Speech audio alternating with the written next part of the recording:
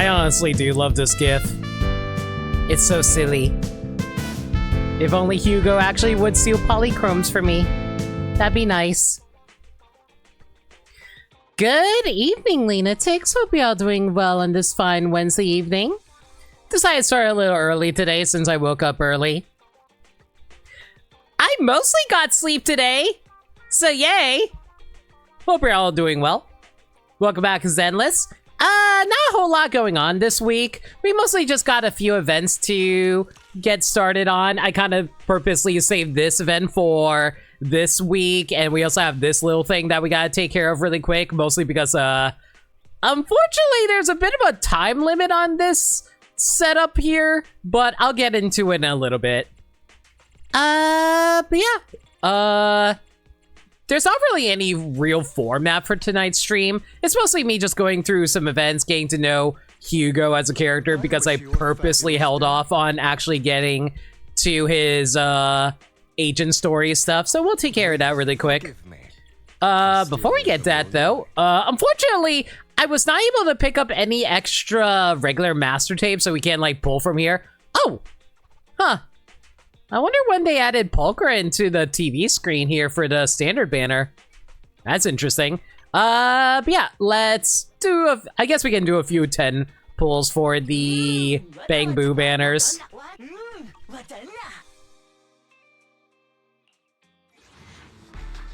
Maybe I'll get lucky, I'll be able to get it bang, like, snap really quick. No such luck, oh well. And unfortunately, we got all the A-ranks maxed out, so there's no point in getting all these extra A-ranks at the moment, so whatever.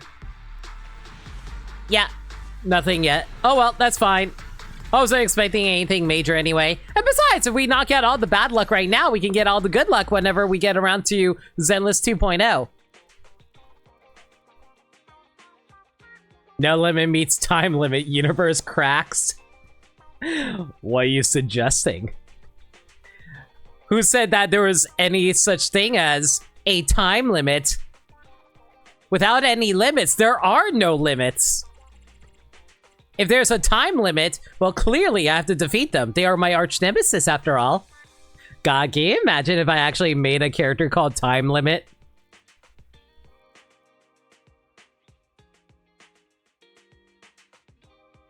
I hate how my brain is actually considering it. Anyway, yeah, so we got our pulls done. How about we quickly showcase this little thing, because unfortunately, I will not be able to showcase all of this because a lot of this is based around time limits. And from what I hear, the time limits are extremely long, so it is not feasible to do in a stream setting, but I'll showcase the start of this. A Tale Through the Looking Glass. A novelist from a distant land brings a wonderful new narrative. You are the author, the reader, and the first to experience this story. Wait, if they're a novelist, shouldn't they be the author? Are we, like, co-writing this story together? Whatever. Anyway. Wandering Scribe. A mysterious man has appeared at Ballet Twins, claiming to have journeyed from a distant land. He seems to be promoting his work. Go see what it's all about.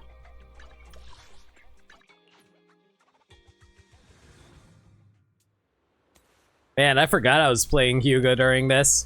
Well, don't mind me just being a tall twink of a man, looking for my gay werewolf boyfriend. Ah. Good day, sir. How you doing? I see you're dressed to succeed. Don't miss out. Novelist Shishu has come from distant lands to bring you a unique storytelling experience. Sick of the same old routine and craving something fresh? Don't want to just be a quiet reader anymore? Why not take the reins and give it a shot? Are you encouraging me to write fan fiction? Because I already know people who write fan fiction. I don't know why, but just thinking time limit would somehow be an opposite. Yo, what's up? It's MB. Time limit. We're going to speedrun this little known game called Call of Duty. See, that'll be the day when I actually start streaming Fortnite. Oh man, actually that would be a fun April Fool's prank. The only problem is I would have to like bug Skylar do art of that. A whole new vibe, a whole new plot, and oh, most importantly, let's create something one of a kind together. Hey. Oh dear guest, wanna jump into my new narrative experience? But hold up, I should say I'm not a new customer anymore, so I can't help you with any discounts. Why you bring up discounts out of nowhere? I'm not looking for someone to help me get discounts.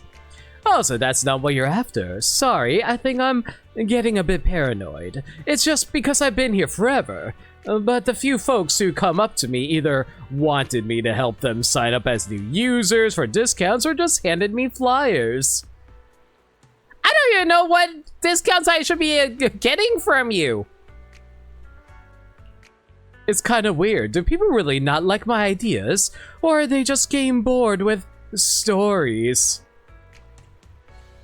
I love stories. I am a writer. You like stories? That's awesome. You must also be excited for stories written in novel ways, right? I'll be real, it's been forever since I actually read a book. I think I've mostly read comics more than I've read books lately. Maybe I should actually get back to it. I didn't been meaning to get back to reading Discworld again. You know, how a story is told is critical, and that's what makes it different from... Thank you! Good luck with that. Insert the same C joke I think I've made over 10 times now. And I appreciate that. Liminality, thank you so much for your resub for 19 months. Appreciate you. Hope you're doing well. And there's not a whole lot going on tonight. It's a very chill Zenless stream tonight. It's mostly just like doing random garbage because there's not a whole lot going on this week for Zenless. In fact, Zenless isn't going to be really relevant for a while until the next patch drops, unfortunately. Hell, I don't even think I'm going to be streaming Zenless next week the more I think about it. I'm not even sure what I'm going to do next week. I feel like I didn't really enjoy doing Hades as a stream setting. I think I enjoyed Hades more in a passive, personal setting-wise. I don't know. Hades just didn't really resonate with me all that much in terms of stream. So I'm gonna have to figure out a new stream game I'm gonna have to play on stream. That's not redundant at all. You know, how a story is told is critical, and that's what makes it different from just an event. Even the same event can feel totally different if you switch up the order. That is very true. Narratively speaking, if you decide to tell the story backwards, then you get stuff like Memento. What I want to get you involved in is a story written in a totally new way, which I call interactive storytelling. So you want me to do a choose my own adventure novel? I kick things off at the beginning, and then you get to choose how it goes, which might even change the whole story. Ah, so choose your own adventure novels. Those totally didn't exist since, like, the 70s, I think. Or did they exist earlier than that? I know at least the 80s had choose your own adventure novels. I don't know if they had anything in the 70s with that. It sounds kind of familiar. Does it? You might think of it's like a game. But I see some differences. The big thing is my story is all about the words. So, it's a Mad Libs? You know, chat, I just realized something. What is Mad Libs short for? Obviously I know Mad, but what is Libs short for? It's not literary because it would be a T, not a B. It's not like adjectives because that's like... I have no idea what Mad Libs is. You know what? I'm kind of curious. What is lib short? It's a play on ad lib.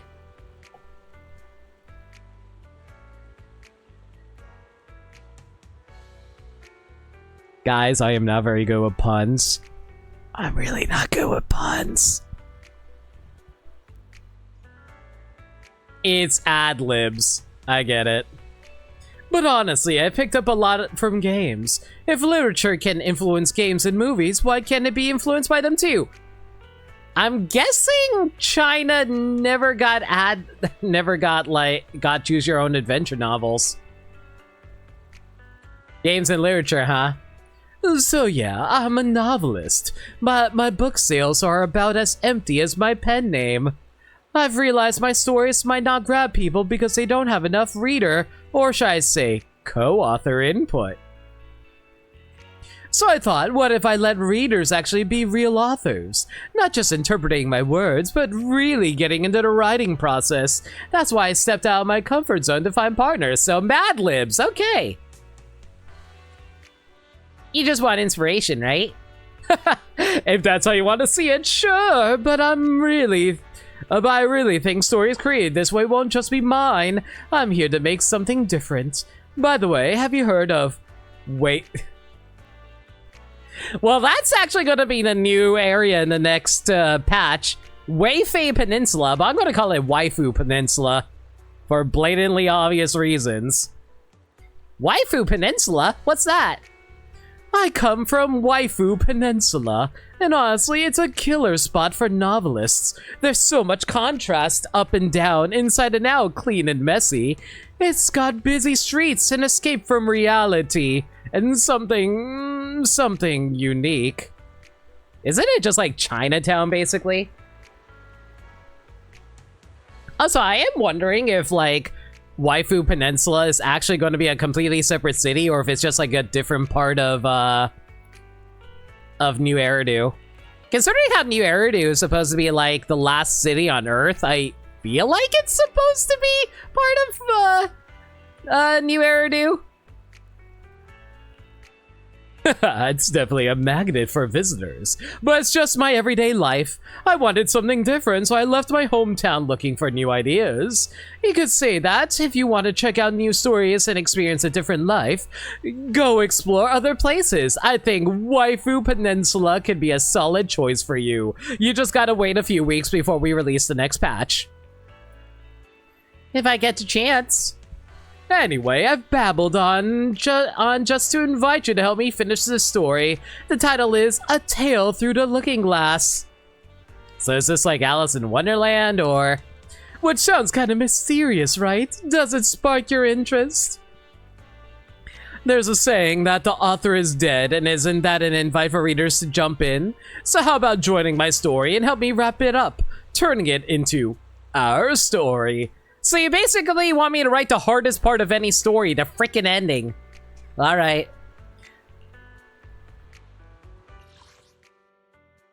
A Tale Through the Looking Glass. Storytelling is a journey between reality and imagination, ever changing with each telling, from scattered pages to boundless thought, forging a deep connection between reader and writer.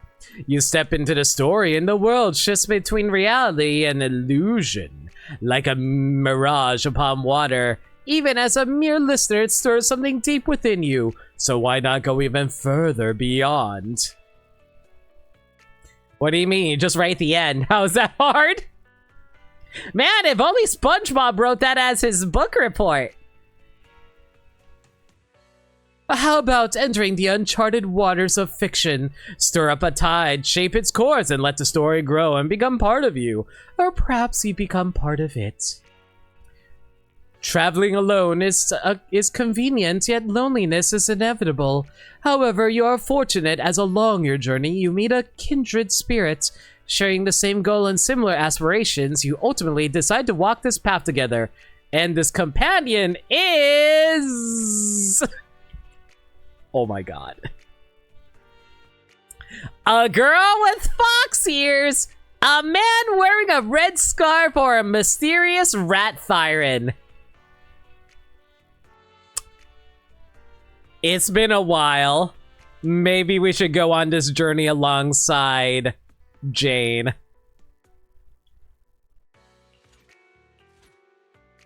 With a companion by your side, the one's lonely journey starts to take a new meaning, as if a voice is whispering in your ear. More than the treasure at the end, the journey itself is becoming what truly matters. Okay, so apparently there's like some rewards that you get here based on like whatever you choose over here. So it's like Assign a book spirit to combat assistance. You have some book spirit companions who do not belong to this realm. Drifting between the texts of stories, they aid you in overcoming the perils of your journey. Possessing attributes that counter enemies in battle, they will compel defeated foes to surrender even greater treasures, willingly, of course. In this battle, using electric book spirits will grant you additional rewards. I wish you a fabulous day. Please forgive me. All right, so I just need to grab an electric agent. Okay, well, if I'm going on a journey, who would I want to go on a journey with? Well, a good archer wouldn't be too bad to travel along with, right? Yeah, let's go. Please forgive me for stealing. Oh, did I not? I'm at your disposal. Is it time to clock out? So I just like, do I just like, wait, how do I do this? Hang on. Please. Only the I bride just needs select something. you and then Who asked me confirm about enrollment? Wait a second. Hang on. I don't know how much of this actually matters, but I wonder if like you get some like experience out of this. Oh boy. Okay. You know, I'm starting to wonder if you get like experience out of this. I think I'm actually going to put in my my characters who have like the least amount of experience right now. So you know what? I'm gonna send in Seth in here. We did bring along Jane, so we'll throw in like Seth into this one. I wish you a fabulous day. I need to remember to double confirm these things. You have some book spirits. You want to put an ether book spirit. Okay. I think all my ethers. Officer 148, Juyuan Okay. You know what? Good day. A songstress would totally want to go along on this journey with us, right? So we'll send in the spirit of a lovely singer like Astra. There we go. And unfortunately, my god, this is going to take a while to get through because apparently it takes like 4 hours to actually do this. And they want me to send in someone of the anomaly persuasion. Okay. Eradicate all Let's throw in... technical matters. Yeah, a roboticist. She totally is like a good idea to throw in here, yeah. You push forward through the dense fog, struggling against its grasp until at last, a flickering light emerges in the distance. It turns out to be a modest inn, its interior worn and tattered, yet standing as the only refuge in this desolate land. Strapped inside the fragile-looking structure, you and your companions face yourself face-to-face with the innkeeper, or a... Okay, who would be an innkeeper? A woman floating in the air, so Rena. A man feigning illness to slack off.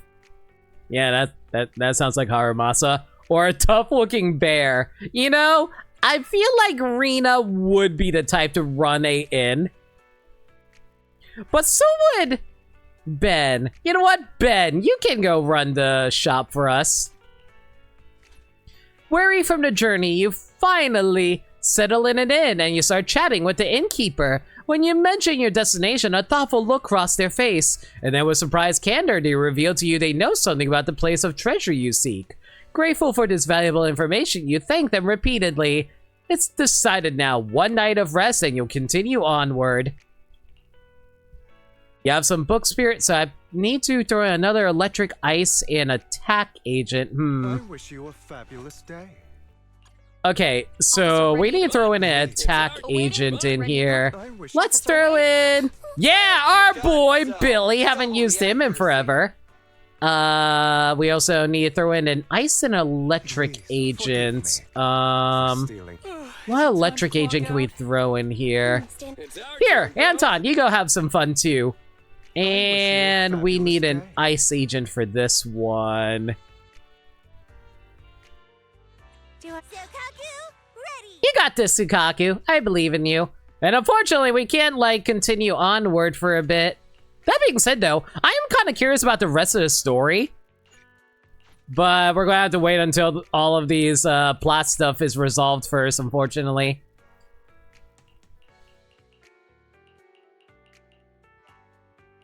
Ugh, freaking 4 hours! You know what? Just because we're not going to be able to get to it tonight, I'll just read these really quick. After a night of deep slumber, you're abruptly awakened at dawn. Urgently, your companion urges you to gather your belongings and leave at once. This place is riddled with eerie anomalies, making it unwise to linger. This game already makes me unwise. Rest has sharpened your weary mind, and as wakefulness fully takes hold, you begin to notice the unsettling details that escaped you that night before. The strangest thing of all is... Okay, what kind of... I just imagine, like, what the weirdest thing that would actually pop up is. And for some reason, I'm just imagining Ellen, like, just wandering around, and you're like, what is this? A land shark? Not named Jeff? But yet, story has yet to reach this point. A price must be paid if you wish to glean the future. Trust me, there's no price you'd be willing to pay. Unfortunately, we won't be able to see any of this tonight, and I don't think we'll be able to get it in time by next time either. Oh well. Unfortunately, we're gonna have to come back for this, like, on my own time. That's kind of why I had to, like, showcase this now before the event ran out. Alright. Before we get to the main event of the stream, which is this movie director setup thing I'm kind of interested in. I did say last time I was going to try to get Hugo maxed out here. For stealing the moonlight. Assuming I can actually make this work.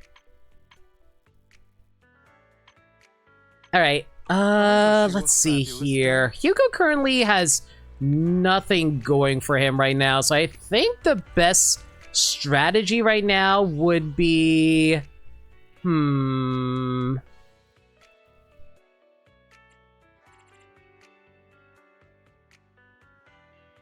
Yeah, I think I'm gonna go message him to see if I can invite him out on an event. Impressions of Hugo. He climbed out of the abyss and saw his true self. Mockingbird, help me! Manager, are you in trouble? If you need, I can head to the video store right now. Wait for me. It's fine, you don't need to come over. It's too late. I'm already on my way. Alright, I was just kidding. It's good that there's nothing wrong, so what do you need help with? I want to go out with you. No problem. Where would you like to go, manager? This I'm going to actually pull up a guide on, mostly because if I don't do this properly, we might not be able to actually get the full story for this, so hang on a second.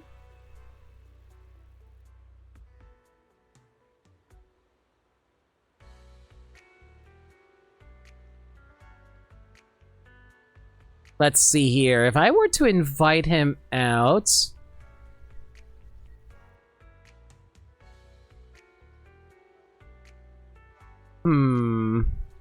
I can either invite him to Port Elpis or Luminous Square.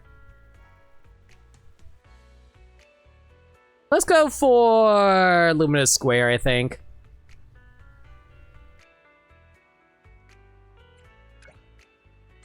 Are you inviting me to watch a movie with you, manager? I hope I didn't misunderstand. I invited you to watch a movie with me. That's right. I'm honored. Then let us meet at Luminous Square. Let's watch a movie together, manager. I'm looking forward to it.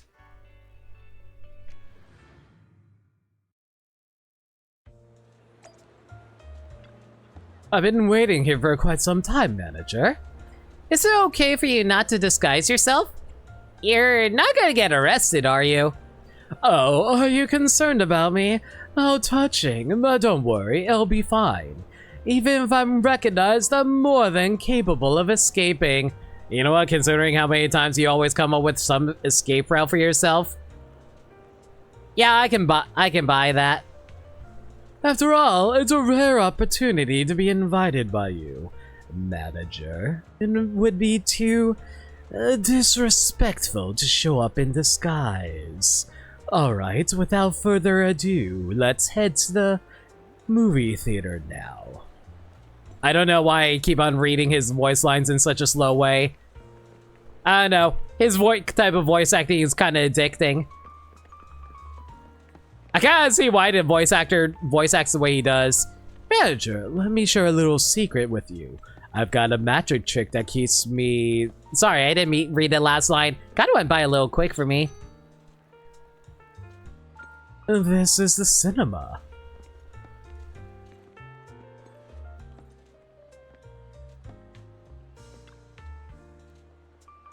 It's been a while since I've been such a lively place. I'm still adjusting. Manager, what movie would you like to watch? Feel free to choose. I'm not picky, as long as you like it, it works for me. Vampire in the Daylight, Moonlight Sins, The Last Detective, and his nemesis. Apparently he really likes vampires. Who would have guessed? It's a movie title with a clear purpose, isn't it? I appreciate the compliment. But according to the legends of the old civilization, visiting a vampire during the day, the goal is probably to kill him, right? After all, vampires are extremely vulnerable in the sunlight. Just like me right now. What the hell are you? We always come across so many citizens with pointy ears. Like, Vivian has it too, but we still have no idea what the deal is. On the other hand, maybe they want to protect him. So it's the idea to protect him during the day when vampires at their weakest. That's certainly an optimistic perspective. I guess I'm too pessimistic. Alright, it's about time. Let's head in and watch the movie. You watch Vampire in the Daylight with Hugo. No one mentioned it was a romance movie. Oh no, I'm not too surprised. Most vampire movies are romances nowadays. Like, honestly, I can't think of the last time a vampire movie was just like, oh, we gotta murder the vampires. It's always just like, oh man, the vampires are actually like romantic types that we gotta... I'll be real, I feel like most vampire fiction has just become like monster fucking fiction for women, and there is no judgment on my part for that. A deep and tangled love story between a human and a vampire. This be another tale of love beyond life and death. Manager, you just smiled just now. Looks like that lame joke did a trick. Obviously, all vampire fiction went downhill since Abraham Lincoln Vampire Hunter. I heard that actually isn't not all that great, but I feel that. Also, oh my god, how old is that movie now? Wasn't that like a 2009 movie? I hate thinking how old that movie is. As for the movie, it was pretty fun watching it with you. No matter what, watching movies is always a relaxing experience. Next time, if we get the chance, let's choose another movie to enjoy together.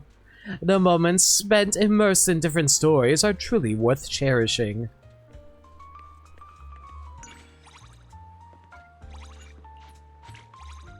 Alright, so how far along did that get, Hugo? Hopefully further than...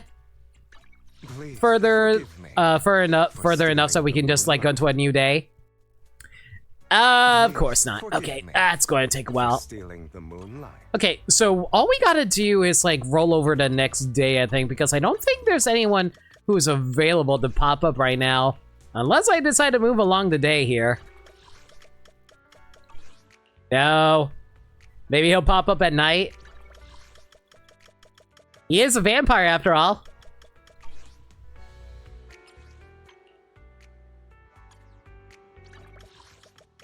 Yeah, it looks like we're going to have to roll the day over. While we're doing that, might as well swap over to Belle while we're waiting.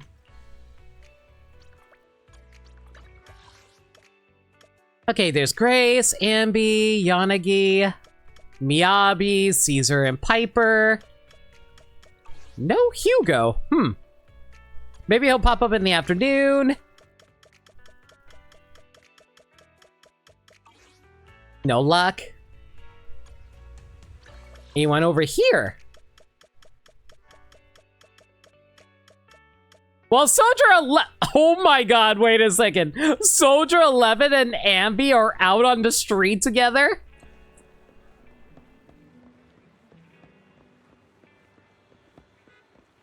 Okay, there's Soldier 11. Where's Ambi?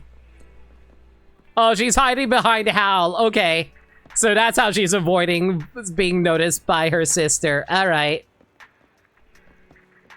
Man, I forgot. Oh, what was Soldier 11's real name again? Harin? Harin. God, why am I so bad at remembering Harin's actual name?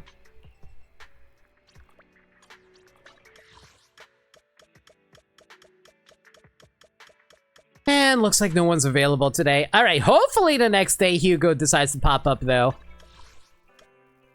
Okay, let's see now. We got a superstar in our store. Maid here, bear here, rat over here. Hugo, there we go.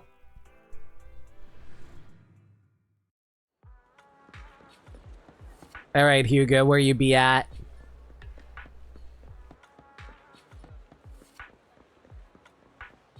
Oh, looks like you and Vivian are having a conversation together. Lies embrace hues. Lies. What are you two up to? This novel has me in a chokehold. Lilac's recommendations never go wrong. Okay, hang on a second. Let me pull this up really quick just to confirm here. Okay, it doesn't really matter what I choose here, so we can always get a guarantee here.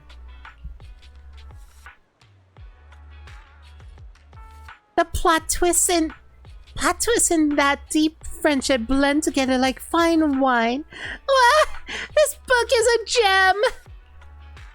But what exactly does the title mean? Lies embrace hues. What's that? Perhaps it's meant to invoke a sense of disillusionment or acceptance of disaster, with hue representing an optimistic and naive fantasy or happiness eventually revealed to be found in lies. You know, speaking as a writer, y'all are a bunch of dorks who overread everything. This seems like a tragic story. Huh? But it's the happy ending. Oh, I see. The male lead has lie in it, and the supporting male's lead has hue in it. Now it makes sense. I'm a total genius. What exactly are you reading? Just a regular serious novel. Oh, it's fan fiction. No, never mind. I take it back. Fan fiction is overwrought with overly dramatic symbolism. Come on, let me see it. No way! I borrowed it from Lilac. I had to give it back soon. It's not like I'm going to eat your book. No means no. You're acting very suspiciously, Vivian.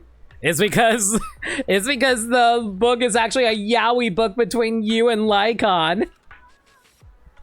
It's better if you don't read it. You'll regret it. What's so special about it? Let me have a look. Oh no! Do I ruin this for Vivian or do I ruin this for Hugo? We gotta ruin this for Vivian. Because if we ruin it for Vivian, we'll also ruin it for Hugo. Ah! Lord Manager. If you want to read it, I'll get you all the copies Lilac has. Or, you know, Vivian's just like overly simping and just like throws everything at us. Wait just a second. I'll let you know once I got them. Meanwhile, Hugo's like, I'm starting to feel replaced in this girl's life. Vivian leaves. Do you two know something I don't? No. That half-baked excuse won't fool me, and you know that, Manager. The character whose name has hue in it. It can't be me, can it? Man, even in-universe, everyone is shipping Hugo with Lycon. It's hilarious. And Yep! Hugo and Lycon fanfiction! Please do not ship real people together, that's creepy. You're reading too much into it, it's just a coincidence. You know Lighter from the Outer Ring. Let's be real, Lighter is actually Hugo's best in slot right now for a secondary stun character. So you know what? We'll make it a gay threesome, it'll be great. I've heard about him, yes. So this book is about the other ring. Well, so be it. It's no big deal. I'm happy to see you, manager, but I have some stuff to handle at my gallery, so I shall take my leave. You know, I'm a little sad that Hugo's gallery isn't actually a location we can visit. It'd be such a cool place to go check out. It could be like a nice substitute for the auction house that we visited at one point. Let's catch up later. If you ever want to spill the beans about that novel, I'm all ears. Is that novel available online? Just to be clear, I'm not that invested in the novel. I'm just a bit curious, that's all. Alright, looks like... Ooh, looks like we got something planned for tonight. Hugo's outside the pharmacy at Lumina Square. Go check out what he's up to.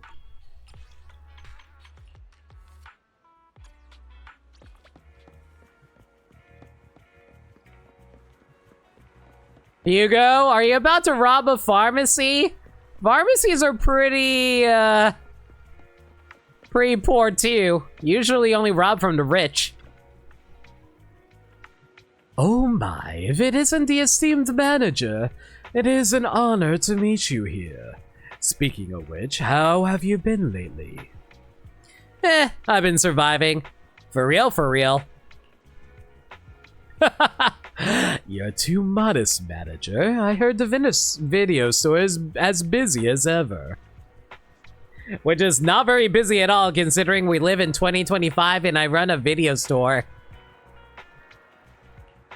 Freaking streaming services is killing me. Unless I sell, like, streaming services directly in my store. So what were you doing in front of the pharmacy? Oh, that. Just some personal matters. Nothing worth mentioning. Are you still sick? I hope you're not still sick. Hey, how about we play a little game?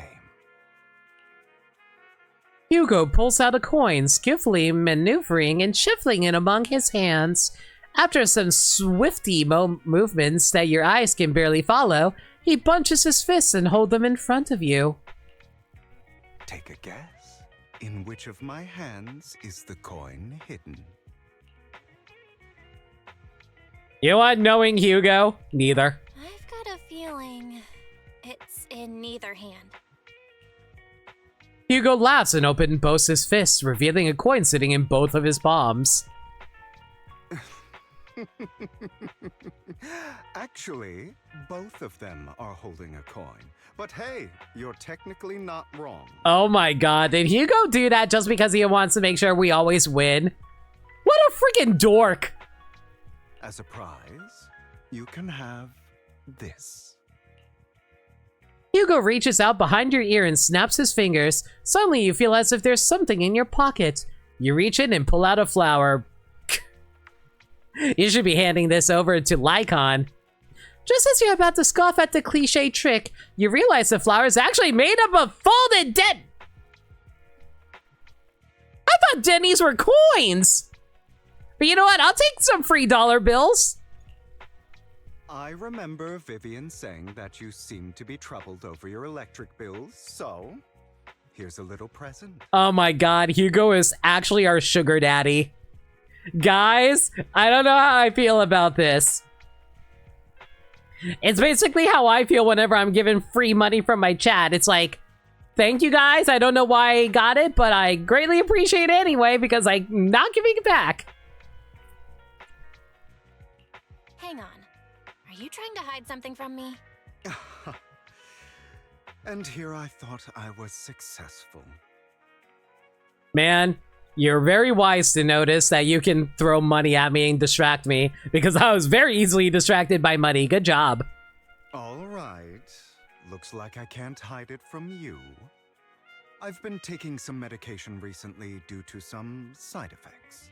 Oh god, is it from that whole, like, event where he, like, took that medicine for himself where he had to fake being dead? You probably already know a lot happened when I faked my death. To put it simply, I took something that could amplify my symptoms. so that I could collect more data on the substance that was used on me. Oh, right. It was because, like, the whole, like, taking the poison and then he'll be able to live through a thing. Right, that's what it was. Taking all these medications together causes side effects. My body weakens, my temperature drops, and I even develop sensitivity to light. Are you actually a vampire? But that last one might be because I've stayed too long in a dark environment, and my body can't adapt to the light. Why do these symptoms sound so familiar? It's almost like you're describing a vampire from the old civilization. What a strange coincidence. The situation was quite urgent, and someone had to do it. I merely paid a small price to achieve my goals. Seems pretty reasonable to me. After all, in this world, the only thing we truly have control over is ourselves. That being said, if I managed to catch my uncle, I wouldn't hesitate to use him as a test subject. That's reasonable, right? I mean, considering how much your uncle was, like, murdering people and trying to murder me, I'm not gonna cry tears about it. I've absolved myself of this situation. I wash my hands of this. I am just gonna take my vampire girlfriend and go home. At this moment, an unexpected figure enters the pharmacy. It's Lycon. Good evening, you two. Not that good an evening for me. I didn't expect to bump into you here. Oh my god, Hugo, stop being so tsundere and kiss your boyfriend already. Master Proxy, what brings you here? I was just recommending some vitamins for the manager. What about you? What are you doing at the pharmacy this time of night? Corin accidentally ate some of Rena's cooking, so I'm here to purchase medicine for her stock. This is why I love Victoria Housekeeping so much. They're all a bunch of dorks. I'll be real, that's actually a big reason why I like Zenless in general. The characters are all grouped together as dorks, and it's so freaking adorable to me. Who knew that the internal workings of the famed Victoria Housekeeping Co. would be so chaotic? Also, does, like, Corin live with Hugo and Rena? I assume that's probably the case. Considering how Lycon's out here at midnight. I see you're familiar with the names of my co-workers at Victoria Housekeeping. You lot are the watchdog. I mean, guardians of the Mayflower family. Of course I would have done my research. Is something amiss? You seem a little skittish. Amiss? Please, you think too little of me. Master Proxy, what do you think? I trust your word over Hugo's. Hugo looks at you with a complicated expression. It looks like he wants you to help him keep it a secret. Master Proxy?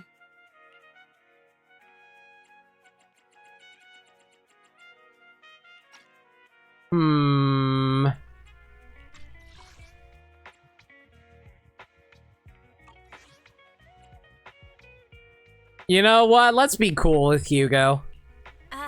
Hugo's acting pretty normal. You must be overthinking it. See? It's as the manager said.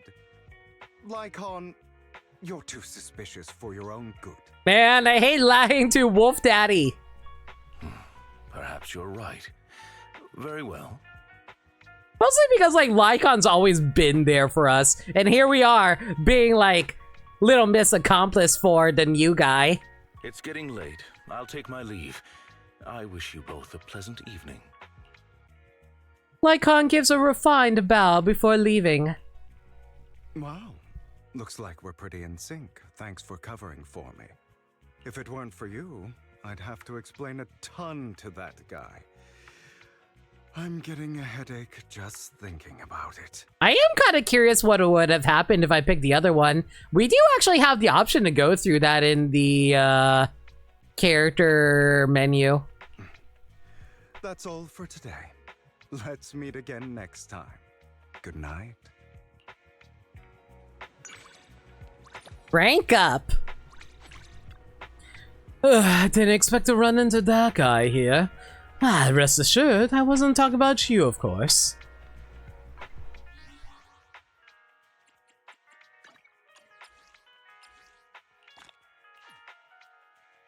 Yay!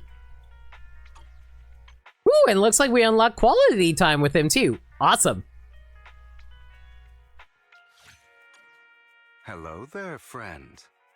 Looking flawless as ever today. Okay, Forgive me. you know what? I'm Still so curious about it, and because we have so much extra time here. Hey. Let me see if I can skip over to the dialogue prompt. I'm guessing. Ding ding. That's correct. As a prize. Okay, so I just want to see what Hugo would have said if we actually chose one of his hands, so he would have just said yes no matter what. Then I'll gladly accept it. But suddenly playing a. All right.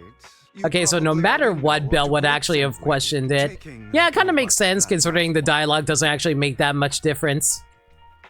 Aren't you being a little too hard on yourself? Not really. I knew there would be signs. The situation was quite. I merely.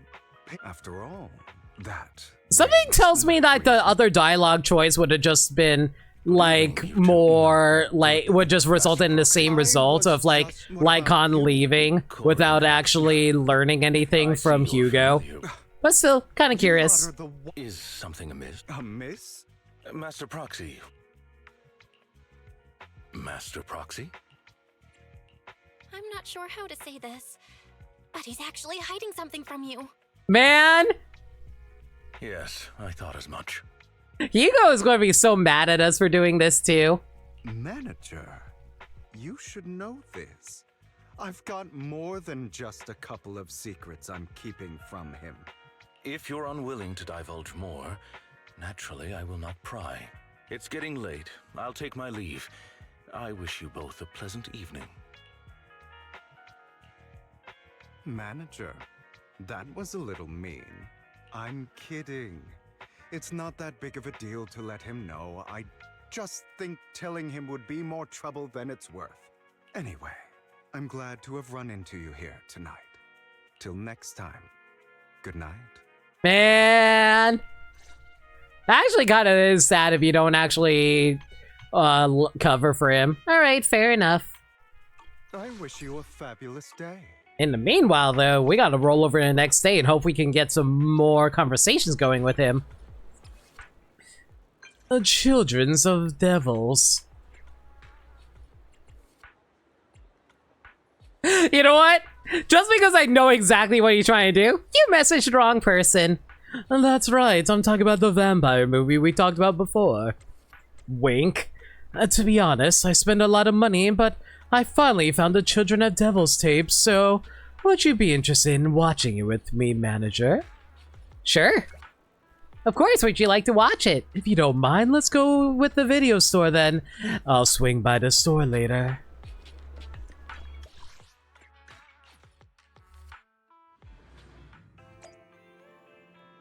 Hugo? As expected, your video store is quite a lovely place. I'll be real, video stores are so underrated, guys. Like, I don't know, there's just an odd comfort just going into a video store, browsing around, looking at all the movies that are available. I don't know, it's just like very relaxing to me. I ran into a young man wearing a public security uniform at the entrance. That's Seth. He stared at me for a long time. His tail and— yep, that sounds like Seth, alright. His tail and ears perked up. I was almost worried he'd pull out handcuffs a second and shout something like, "You're surrounded." But instead, he opened his mouth and asked me, Citizen, do you need to go to the hospital? You look pale like you're about to faint. Hugo, are you gonna die on me? Should I be concerned? Then again, Seth is also friends with Haramasa.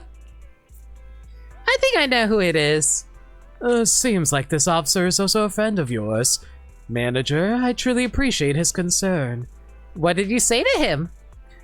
Oh, I said I don't have health insurance, so I don't dare go to the hospital.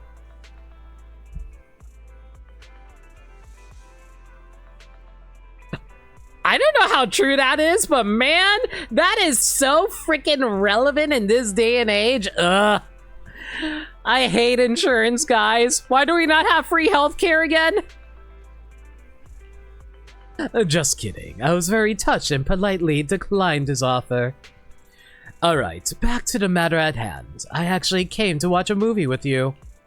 It's Children of Devils. Now, before we start the movie, we have some preparations to do. Hugo grabs his briefcase and pulls out some coffee and an assortment of desserts. How the hell do you keep the coffee from spilling? Is it like a thermos? Do not ask why I pronounced it that way. I've always pronounced it that way. Just a little something I whipped up. I hope you like them. I'm not sure if I should mention this, but we actually have another friend who brings fancy desserts and coffee over to watch movies too. Oh, really? That's quite a coincidence. However, I'm quite confident that my desserts will taste much better than your friends. I wonder if Hugo realizes we're talking about Lycon. All right, now that we're about ready, let's get started. It wasn't easy to get this copy of Children of Devils, and I can't wait to see if the movie's any good.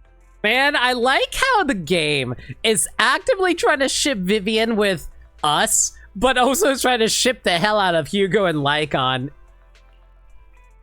The movie starts to play. After watching intently for a while, you find yourself deep in thought. It's hard to imagine someone could use such interesting themes such as vampires, revenge, and patricide to such a boring film. You can't help but let out a yawn. Oh no! That happens to me so freaking often during movie nights when we're watching a movie and we're like, God, we are bored out of our minds, so we just like talk about random topics during it. Curiously, you turn to your side to glance at Hugo. He's casually leaning his head against his arm, with his other hand playing with a coin nonchalantly. As if sensing that you're looking at him, Hugo's lips curl up in a smile as he points at the screen in front of you. Manager, this is the key scene, you know. Or am I capturing your attention more than the movie?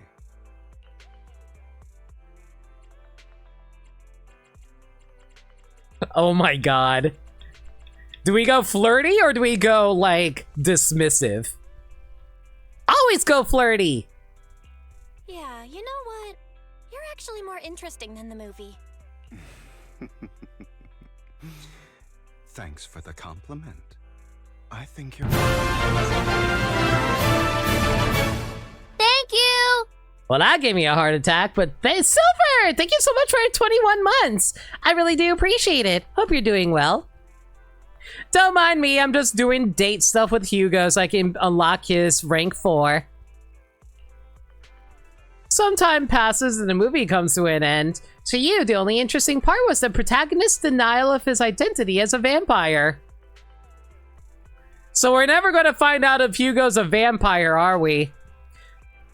Since the plot couldn't capture your full attention, you ended up reaching for the desserts in front of you more often than you expected. These desserts are going to make me fat, aren't they? Looks like this movie isn't very popular for a reason, compared to the show. This was based off of a show?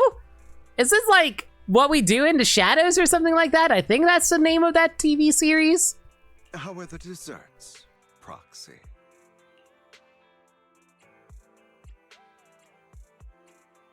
Okay, we complimented him earlier. Now we got to be all tsundere about it. They were okay. About the same as what you'd get from the bakery. Seems you're pretty picky when it comes to food, manager. I'll be sure to adjust the flavor to your liking next time. Hugo, I can't tell if you made it yourself or if you had someone else make it for you. Due to my hypoglycemia, I always carry some sweets with me. Though, I don't actually like eating sweet things at all. A long time ago, while I was with the Ravenlock family, I happened to eat a slice of cake. Little did I know, it was the favorite dessert of a certain brother of mine. The other kids wouldn't ever dare touch that cake. Once he found out about it, he made me eat an entire table full of cake. There had to be at least 10, maybe even 20 slices. I don't remember completely. Ever since then, the taste of anything sweet makes me nauseous. Man, your family was hecked up, Hugo. But my body needs sugar, so I still force myself to eat desserts like these.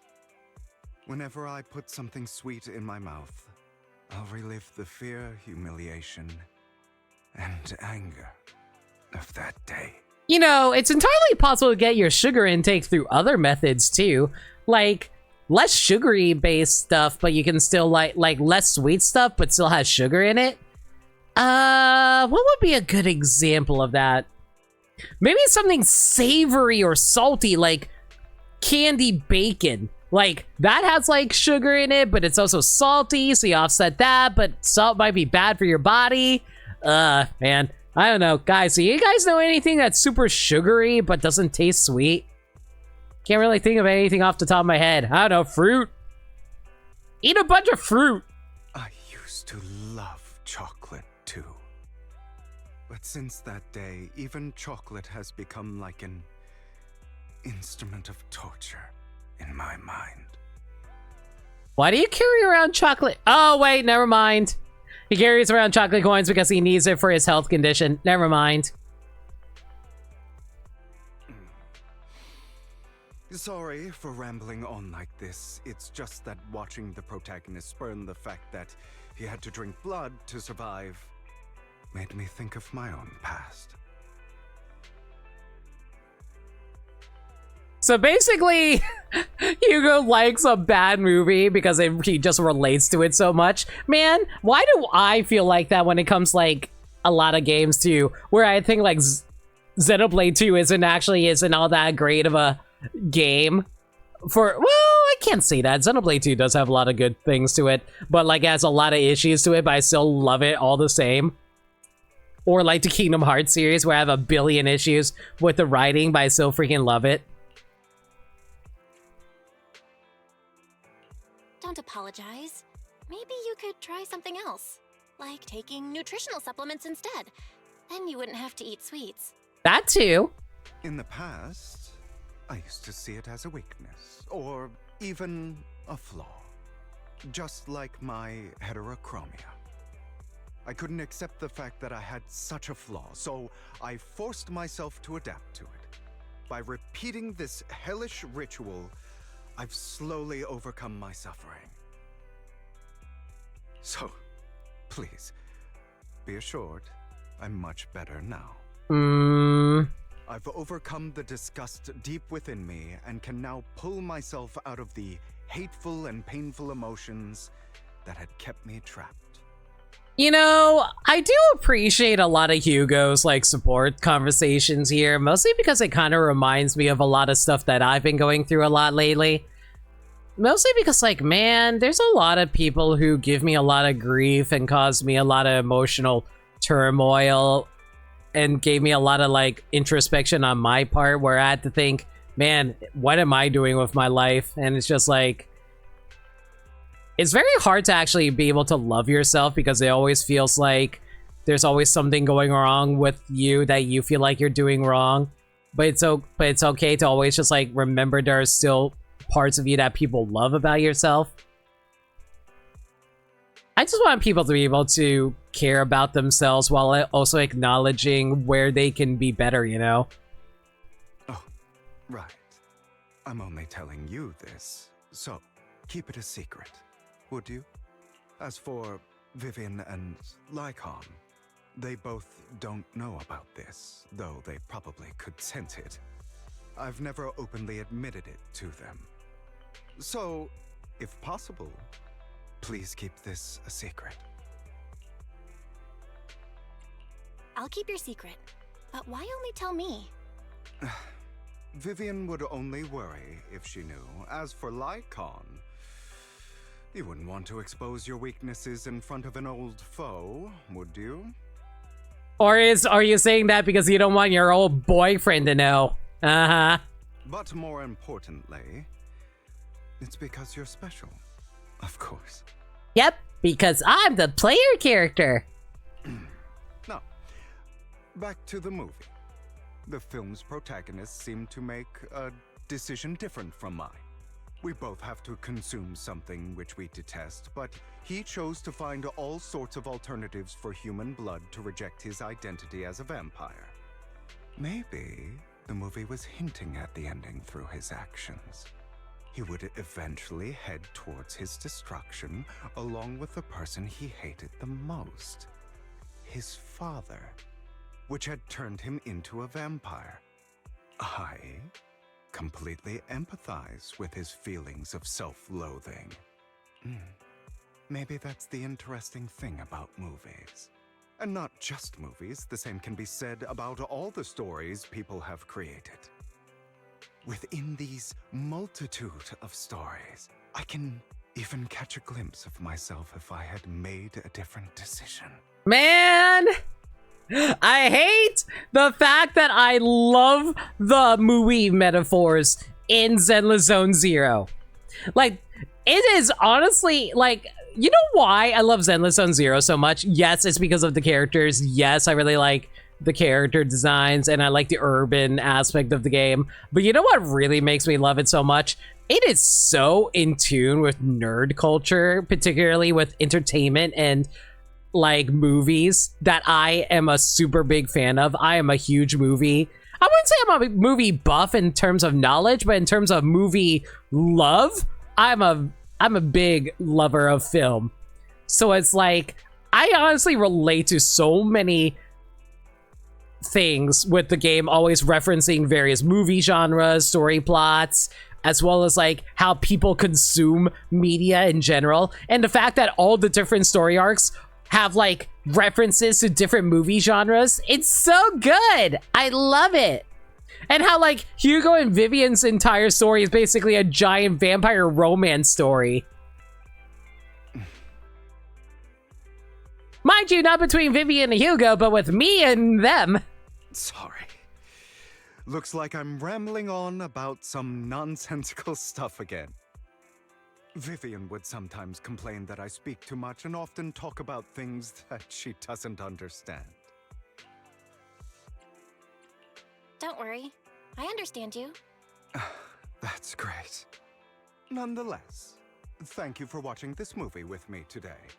If you're willing, please come visit my gallery next time. I'll prepare some desserts that are even more sumptuous than those I've brought today. Hugo can now promote a video store.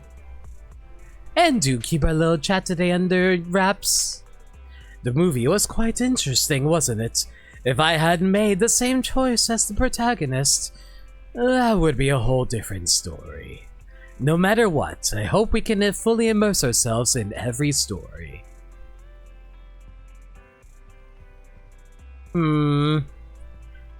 Honestly, that's how I generally feel with a lot of, like, media I consume. If I can't immerse myself in it, I can't really find myself really interested in all that much. Which is kind of why I'm able to really immerse myself in a lot of Nintendo-based content, because, man, I have a lot of trouble getting into anything that isn't stylized. I need stylization in my entertainment media, or otherwise I wouldn't be able to enjoy it. Like, there's a lot of, like, realistic, quote-unquote, looking games that I have a lot of trouble getting into. Like Call of Duty and stuff like that, and I'm just like, nah, I need, like, some kind of stylization to help, like, get myself through it. Like, I feel like the closest I can get that's to realism is probably like Doom. But even then, Doom is stylish as hell because it's a freaking sci-fi shoot-'em-up game. Please, Well, I would call it shoot-'em-up, more like a... for stealing the moonlight. How do I best describe it? I wish you a Shmup. fabulous It's not a day. shmup, it's a, Man, what's the word for it? Please, forgive me for stealing Run and gun? the moonlight. Would you call Doom a run and gun? I guess you can call it that. It's kind of hard to say.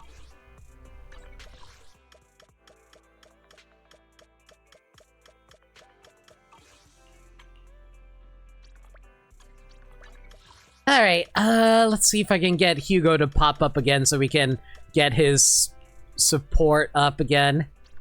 God, I keep on calling it supports, but they're basically like Fire Emblem supports in this game.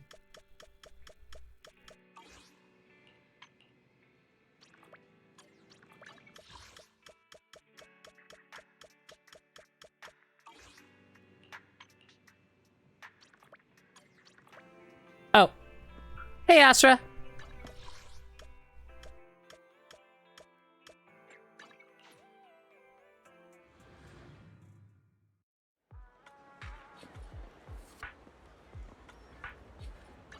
Looks like Hugo's next to the coffee shop. Or that could be Ellen. Huh, that's not where Hugo is. Where is Hugo? Oh, never. Wait, is he at the pharmacy? Or the convenience store?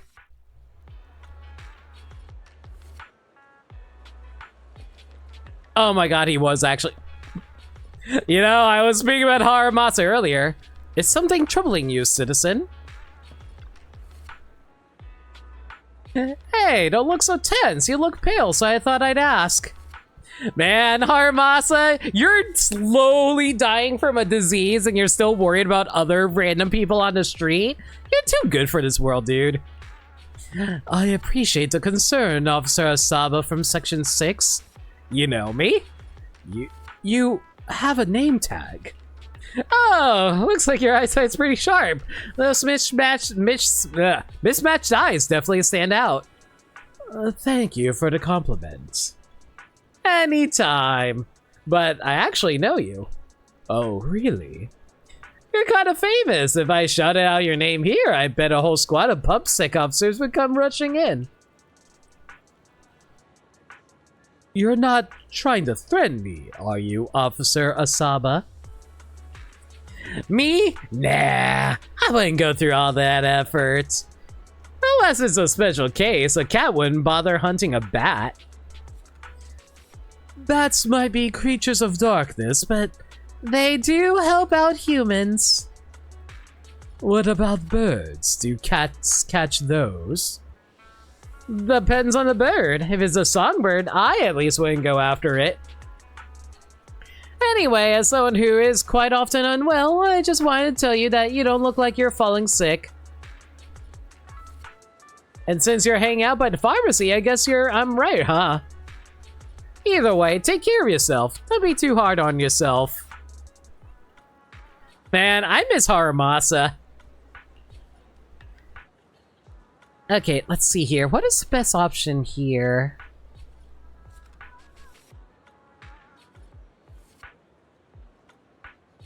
Looks like it doesn't really matter which one. What are you two talking about? I'm lost here. The two of you together seems like a recipe for scheming. We weren't talking about anything important, just discussing a recent aired wildlife show. Just then, two unexpected people. Who? Oh my god, it is actually the gay squad. How y'all doing? Asaba and the manager? Well, what do you know? You're both here. And where's Jane? She should be dragging her cat ass back to her house. How'd you end up here together? Just some work stuff.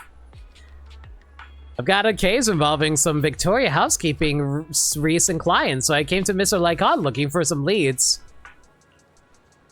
By the way, who's this blonde buddy of yours? I'm Lyda, an average collector who... Oh my god.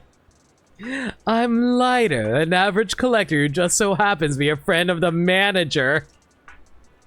Oh, your name is Lighter too?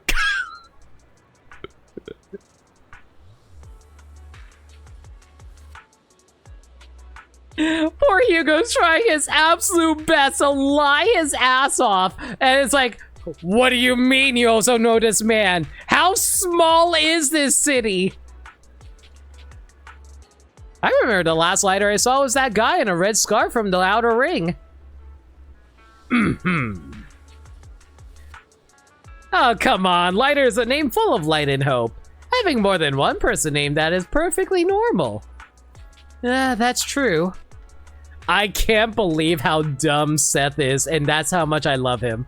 Before anyone can say any more, another familiar. No way. Don't. Please tell me Lighter doesn't actually walk in here. Oh my god, it really is. Oh my god, it's the gay squad. Let's go. My men. Every male character that everyone wants to boink except Ben. Where the hell is Ben?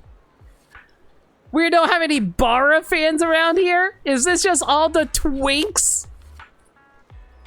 Are you guys talking about me? The real Lighter has appeared. This Lighter and that Lighter. Oh, so this skinny blonde fella.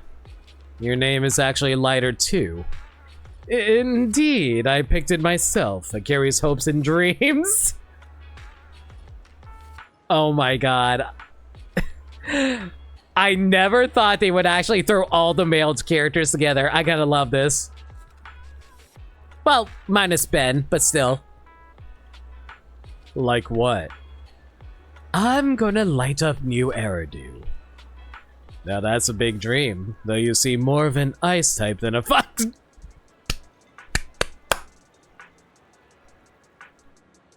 When a game is acknowledging gameplay mechanics, that's when it's hilarious in a story sense. You see more of an ice type than a fire type. I'll have you know, he's grass type. He's weak to both ice and fire. You two actually vibe pretty well. Why don't you consider teaming up? With this quiet but mysterious butler, you might create some magic. You know, I really hate that the game is acknowledging one of the best teams for Hugo is actually Lighter and Lycon. Hugo's just like, what the hell is going on right now? Well then, I didn't expect all of you to be friends of the manager.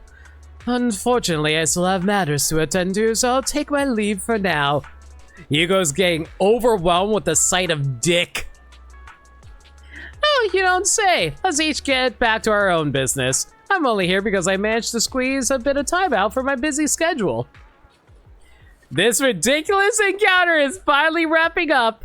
How delightful. Oh my god, this was great. Life sure knows how to keep us on our toes, doesn't it? Wow, look at these people. Asuma, you just said you squeezed this visit into your schedule. Is HSO really that busy? Because I feel like us folks at PubSec don't have a lot on our plate at the moment. Did all the big cases get thrown your way? I wish I can get you to cover my shifts.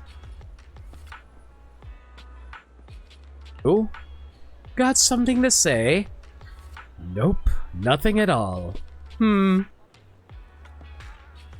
Lighter, you just randomly got dragged into this. What do you think about all this? You got a lot of friends, huh? I think I have like 29 people worth. Jeez, how many agents do I actually have here? 1, 2, 3, 4, 5, 6, 7, 8, 9, 10, 11. Please, forgive me. Come on. So 11 times. Oh my god, I have 33 characters. When did we get to 33?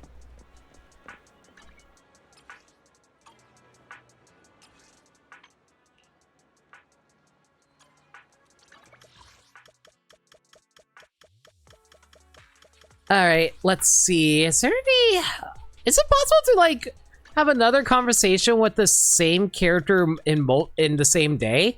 I think it's only possible to do it like once per day. But man, I don't know if we're going to be able to get Hugo's trust all the way up at this rate. We'll see.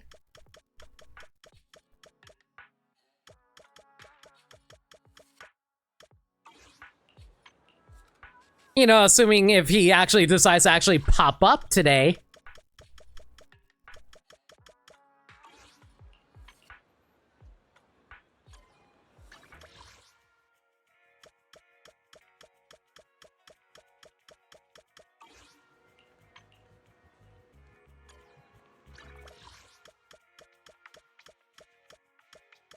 I am kind of curious if we're going to get some really cool character fleshing out for Hugo at the end. Mostly because, like, I feel like most of his story was covered in the main story. But at the same time, it's like, I don't know, I feel like there wasn't really much wrap-up with him compared to, like, Vivian. I guess he's mostly comfortable working with the mayor now. So he's kind of working more often with Lycon, so that's kind of cool. But aside from that, though, I don't know. Like, man, I'll be real, I kind of don't remember what actually happened with the whole... No, wait, no. Hugo actually took over the Ravenlock family, didn't he? I think that's what happened? It's been a while, like, it's been a while since I actually did the story. I haven't revisited it in a while. Mostly because I generally wait for other content creators to do it so I can, like, revisit their content instead of, like, just watching it over myself.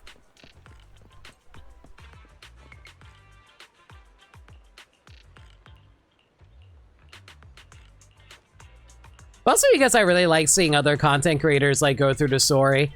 One specific content creator in particular, but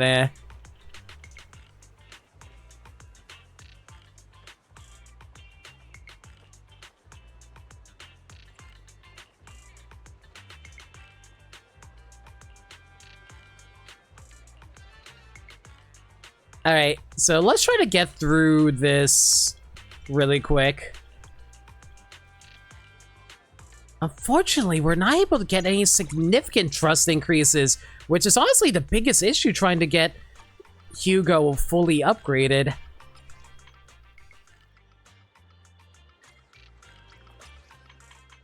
Okay, let me try rolling over to the next day.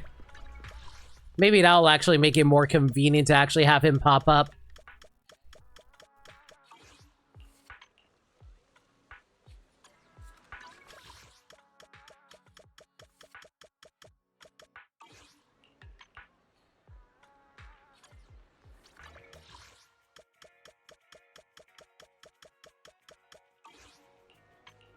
I swear, normally the support conversations that you meet out with the characters on usually give you a whole ton of, like... trust. Like, they give you, like, significant trust buffs, but for once they aren't.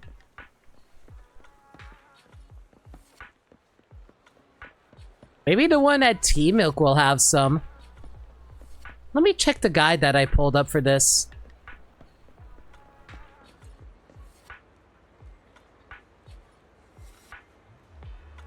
Oh boy, it's again just going to be random. Okay, that's unfortunate. Oh, hi, Lilac. You must be Miss Lilac, right? A pleasure to meet you. I'm a friend of Vivian's. You look a bit familiar. That's probably because I have a rather common face. You could say I'm just one of the crowd. No, that's not quite right. You have a distinctive looks, but I can't quite place it. I mean, you did try to join Mockingbird back during Lycon's agent story. Probably just a delightful sense of deja vu. No need to fret over trivialities. Speaking of which, Vivian's been diving into some of those novels you recommended to her lately. I must admit, I'm a bit intrigued. Surely you're a master in that realm. So, if it's not too much trouble, could you share some recommendations? Oh, you mean those fanfics about Hugo Vlad?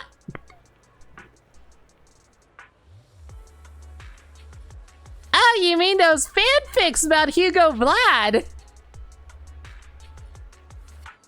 I love how Hugo's just trying to gather information and then he just like discovers the most cursed things ever. Well, you come to the right person. I'll whip up a list of my favorites with my reviews. And on top of that, I'm actually aiming to use him as inspiration to create a comic. You mean a character based on Hugo Vlad? Exactly. Too bad he's the only member of Mockingbird whose identity is public, though no one's seen his face yet. Anyway, for the sake of being able to better express our creativity, we usually take some creative licenses and add original characters to complete the fantasy.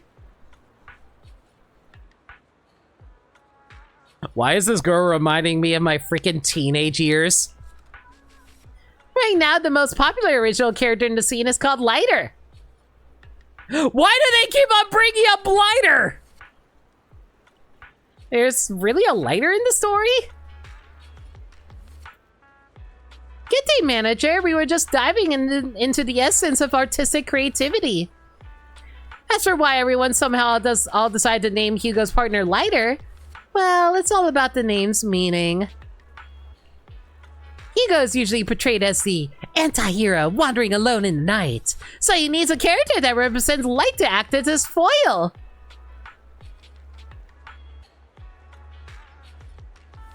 I guess Lighter is technically a foil to Hugo. He's more dark and suave, I guess. Opposite element, I guess. That way we can get this epic clash of light and darkness, which amps up the drama. The most popular novel in the circle right now is titled Lies Embrace Hues, and you can tell by the word embrace that it means.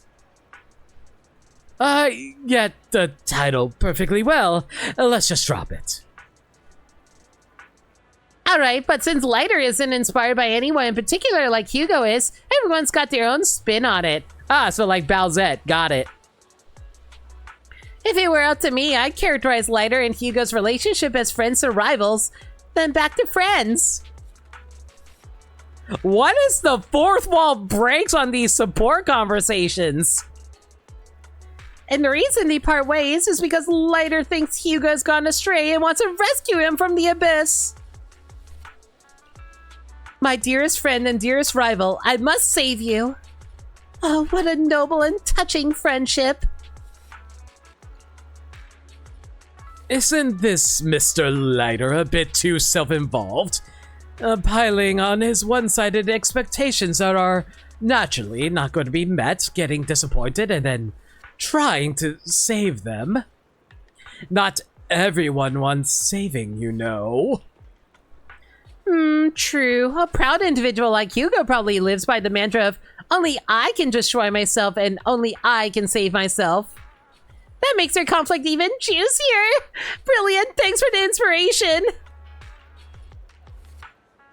Hugo is questioning all of life right now.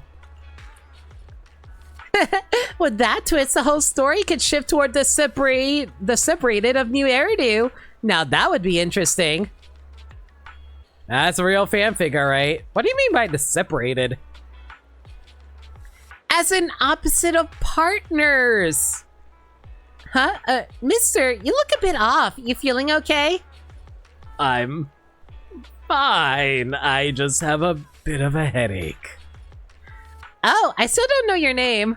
Actually, my name is Lighter.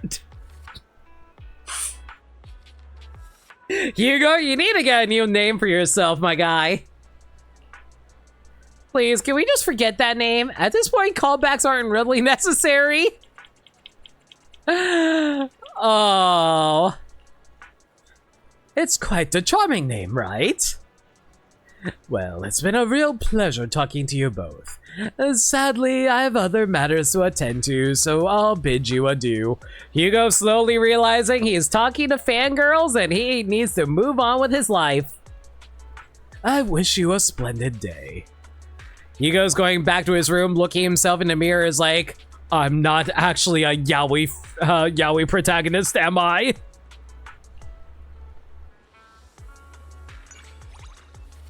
What if I changed my name now? What do you think? Just joking, of course. How do I put this? It's a kind of love, I suppose. Without love, I don't think people would bother creating at all. That is very true. Man, I feel like that's a big sad thing about corporations is because they think that they can make money off of creations, and you totally can, but it's like a lot of people can kind of pick up on like the lack of passion behind a lot of work too. So it's just like, ugh. I just feel like it's really sad where human society doesn't understand the concept of like product from actual creation. Because sometimes you just make things because it makes you happy, not because you want to sell it. If you sell it, then yeah, cool, make money off of it. But it doesn't have to be a product. You're just making something that makes you happy, and hey, if other people feel happy from it too, that's great. Anyway, it's truly an honor to bring joy to our lives. Hugo is making slow freaking progress here.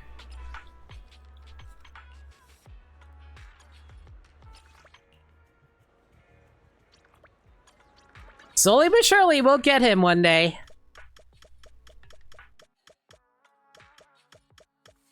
Also, my god, how many blonde characters are in this game? I thought, for some reason, I thought Evelyn was Hugo for a moment.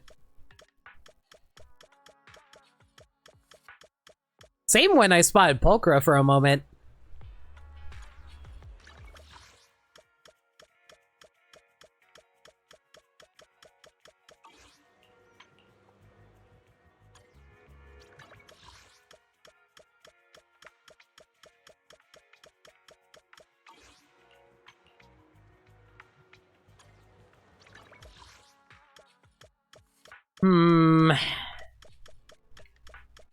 Hope I didn't burn all. Lighter theoretically shouldn't have been completely burnt out, so he should be popping up somewhere along here. Because it should be like every single new day should have an opportunity to meet up with a character.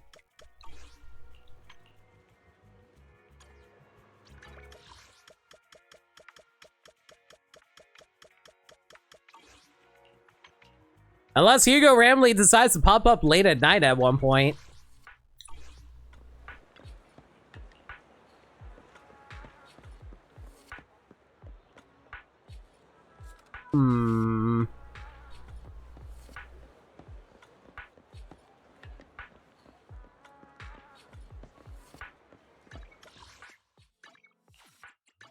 Okay, Julian is either at the coffee shop or Hugo's at the coffee shop. Oh, never mind. Looks like Julian's getting a massage. You do you, girl. Looks like Hugo's hanging out at the park today. Ooh. What's going on over here? Bland man.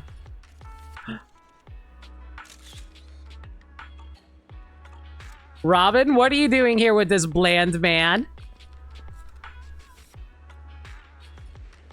Oh, I'm sorry, it's not bland, it's blonde. Well, that's incredibly rude of me.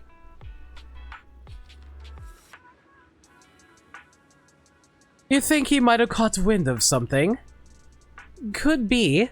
There's no need to worry, we shall ultimately be the victors of this game of cat and mouse.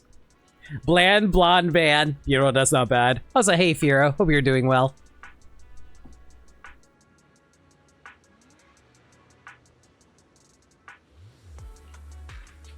Certainly, but if I had known, I wouldn't have put in so much effort. Hugo? Ah, as expected of you, manager. You recognized me easily. Even though your hair is cut short? How the hell did you cut your hair short? I had to disguise myself today for certain reasons. It is necessary in order to infiltrate that banquet. So please forgive Hugo for masking his beautiful features with such a dull disguise. Robin, who taught you to use adjectives like that? Next time swap beautiful for handsome. Is there something amiss with the word beautiful? I see it all over Vivian's novels. Maybe you should read fewer of her novels. They're not good for me. Just then, an unexpected bamboo prance is in. Oh, hey, Butler. Hello, golden-haired friend. I almost read friend as freak. Oh my god. I'm Butler. You left this invitation letter behind at the banquet when you rushed off, and my master sent me to deliver it. Wait, your master? You mean Lycon? So he was there. Was he hiding from me? No wonder. This gentle Bangbu, I am actually an old acquaintance of your master. So, did he mention anything about me? I only caught him talking to himself about something about you changing your fragrance. It appears Mr. Lycon is rather concerned about you. Which happens to be something I don't need. And why the sudden switch to Bangbu speak? Anna, no particular reason, just a whim of the moment. Don't tell me it's because of this Bangbu in front of you. Anna, yes and no. I simply follow my whims, you see. Man, I did a little research. Apparently Robin actually is super gay for Butler Boo. And that's adorable as hell. I didn't know Bangbu can love each other, let alone be gay. What do you mean by that? Please don't worry. We've considered a way of showing my respect for you. I see. I appreciate the gesture, but you can speak universal. I can still understand it. For some reason, Robin and Butler end up engaging in a delightful chat that's a bit hard to follow. Meanwhile, Hugo takes the chance to shed his disguise. Apologies for the spectacle, manager. That invitation letter Butler brought over. It is actually a warning letter I left behind. Seems like Han beat me to the punch this time. It matters not. I'll make sure to return the favor and then some. Why do Robin and Butler seem like instant best friends? This makes no sense. Well, whatever, as long as they're happy.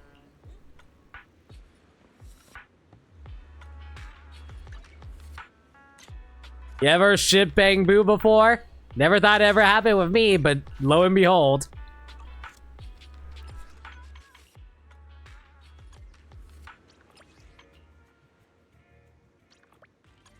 You know, I would love it if they actually made Bangboos of every single character, like they did during, like, Yanagi's agent story, where they turned, like, Miyabi, Harumasa, and Sukaku into Bangbu. They need to do that with literally everyone.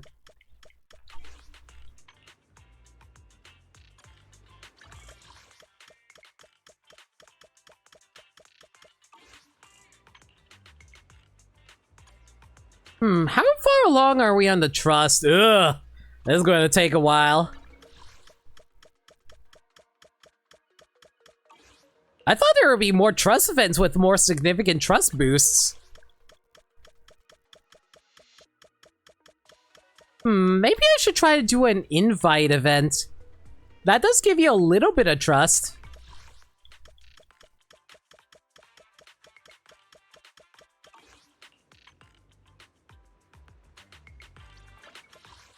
Getting a little concerned here.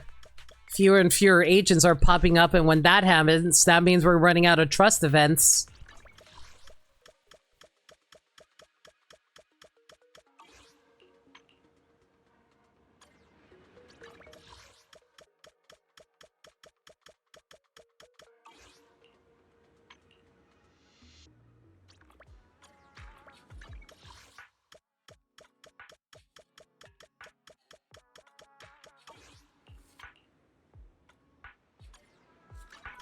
Hugo, will you pop up for me, please?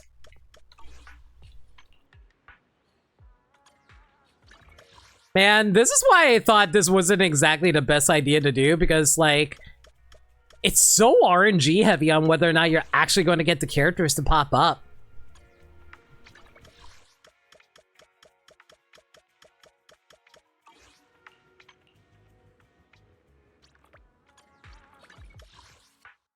There we go.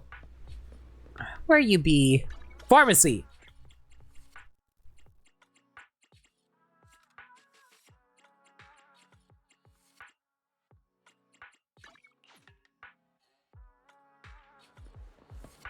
Or not? Oh, no, never mind. Looks like you're doing the coffee shop again.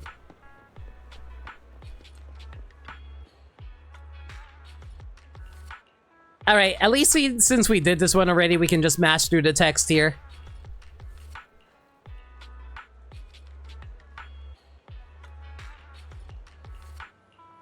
Well, in the meanwhile, how's everyone else been? If anybody's been doing some gacha pulling, how's your gacha luck going for everyone?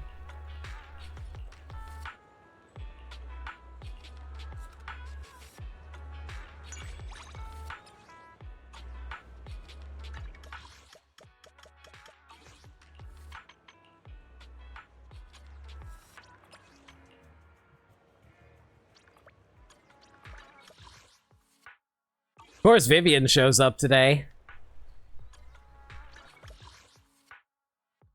Let me look at the random events calendar.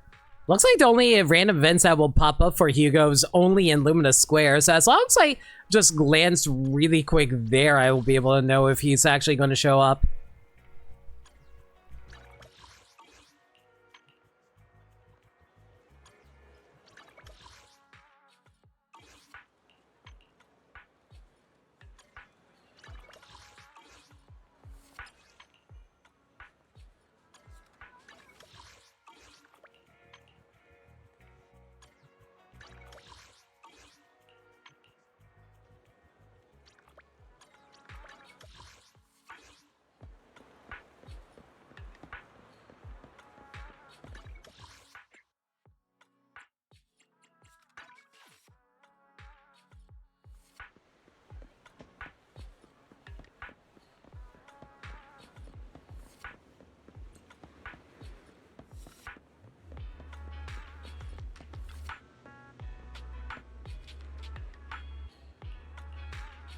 By mashing through story prompts that you have already been through.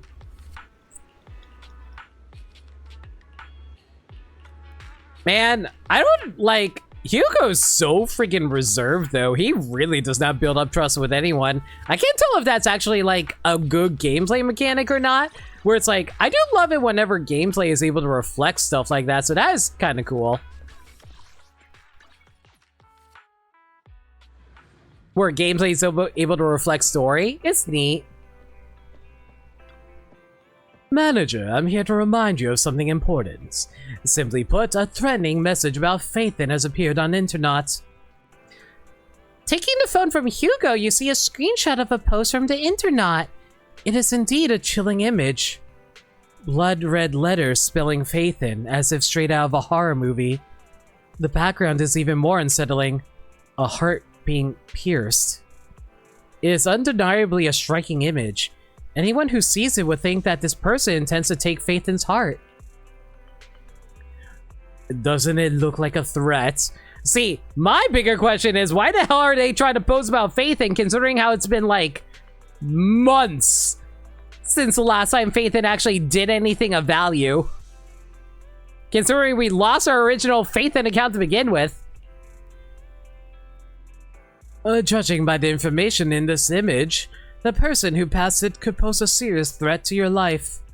Moreover, the post was deleted shortly after being uploaded, making the situation even more suspicious. It's a little scary. Don't worry, I'll make sure you're safe. No need to worry, we've already traced the location based on the poster's information. That's right, Robin and I will be headed to that location to investigate. I'll go with you. With all due respect, staying at the video store might be the safest option for you now. Theoretically, yes, but with me here, even if they really intend to make a move, I won't let them lay a finger on you. So if you really want, we can go together. As they say, the closer we are to danger, the further we are from harm. So, it might not be a bad idea. I feel like that expression should be reversed, but hey, what do I know? Let's go meet that poster together. Alright, Robin and I will handle some preparations first. Let us meet at the destination. For some reason, Miss Vivian still hasn't responded to my messages. Vivian is probably out with friends today. Maybe she just hasn't seen the message yet. How much you want to bet that Vivian was told about the message, lost her shit, and immediately tried to go hunt down the person who was trying to threaten her Lord Faithin? I can totally see that happen with her. It's actually a good thing that Vivian isn't coming. It concerns Lord Faithin's safety. I'm afraid she might have trouble remaining level-headed.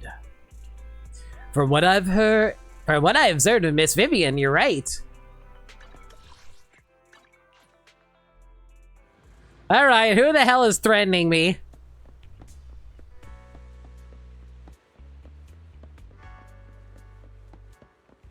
I see Lycon's here.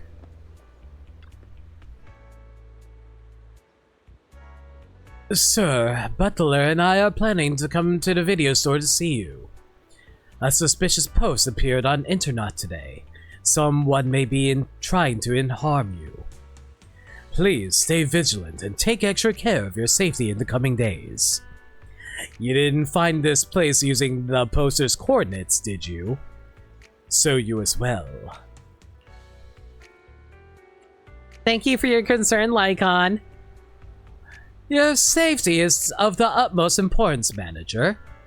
Things would be quite difficult without you. Long time no see, Lycon.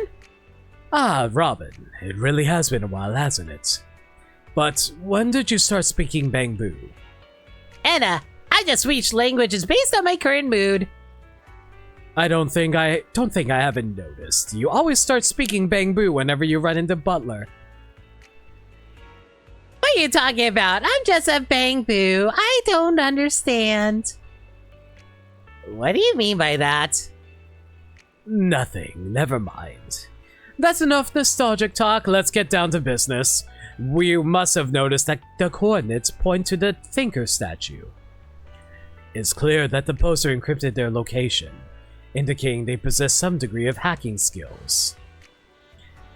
As for their real coordinates, I've already traced part of it based on their previous posts. What a coincidence, me too. After a brief silence, Hugo and Lycon began to cross-reference the coordinates they traced so far. After combining the information from both sides, they were able to pinpoint a full set of coordinates. Only natural, considering Hugo and Mr. Lycon were partners for many years. Robin, you forgot to speak in the Bangbu language. Anna! Now that we have the coordinates, let's hurry over and take a look. Of course, protecting your safety will be our top priority. You don't have to say that. Since when did robbing? Is it because of the fact that gacha games have to be pushed out at regular intervals that people miss out on typos all that often? And that Butler of yours became friends. They seem to get along quite well. Ugh.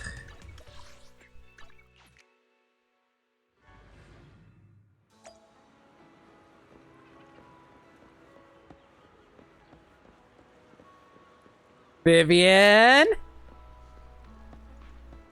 Wait, you and the manager too?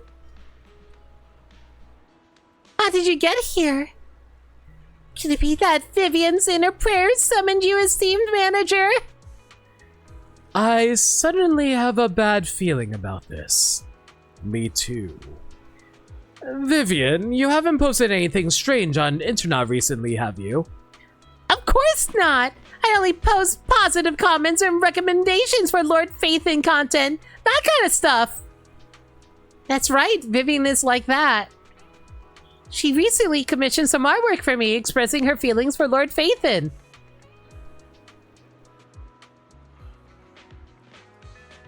Was that supposed to be an artistic depiction of your love for me? Is this the image you're talking about?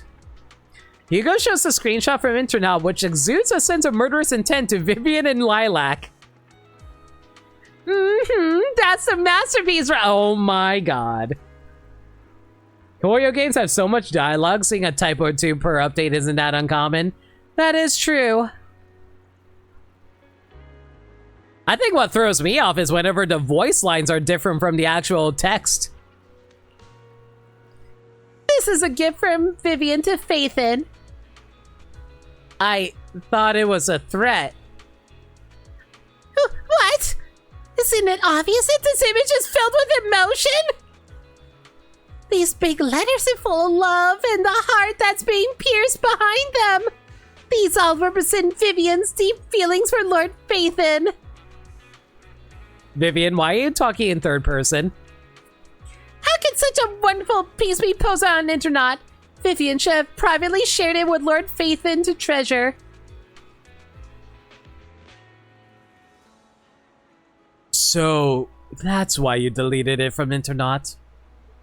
Huh? How did you know?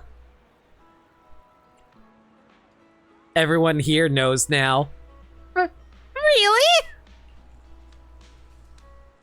Miss Vivian, you might need to rethink your aesthetic judgment for the image. Maybe Vivian actually is a yandere and we don't actually give her enough credit. But I really think this picture is great, so why are you speaking the Bangbu language, Robin? It seems this was simply a misunderstanding. It's a bit hard to talk here, isn't it? Let's head back to the video store, shall we?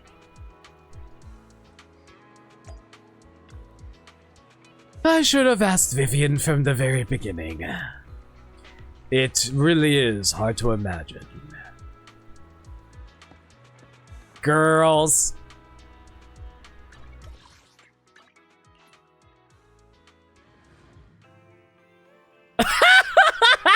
Why is Victoria Housekeeping here too? Ah, sorry, manager. It's okay, Vivian. So, why are the members of Victoria Housekeeping here as well? I've informed them earlier to ensure the safety of Master Proxy. Master Proxy, are you alright? You're not feeling unwell, are you? I'm fine. If you need, I can offer you some dessert to lift your mood. I'm afraid if I eat it, I won't be in a mood for anything else. Is this the famous Mr. Hugo? Lord Lycon mentions you often. Rena? Oh, what a coincidence. Hugo also. Vivian, that's enough. No need for extra words. So, the proxy wasn't really threatened at all. Mind if I take a nap on the couch? Zenless Zone 0. Oh man. Today I learned Zenless Zone 0 is actually Ellen taking a nap. Maybe the Zenless is actually the naps along the way. There are too many people here. I think I'm becoming allergic to people. Anyway, even though it was just a false alarm, no harm done is the best outcome. See you next time, manager. They actually packed in everyone in here. I need to take a snap-out shot of this because how often do you get to see everyone here?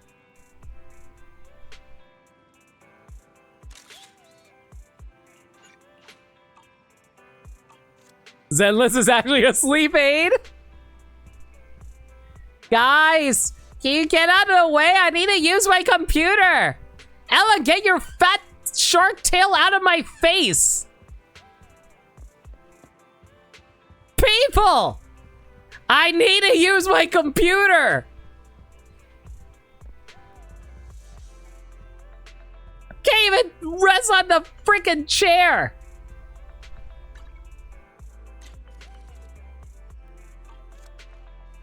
Alright.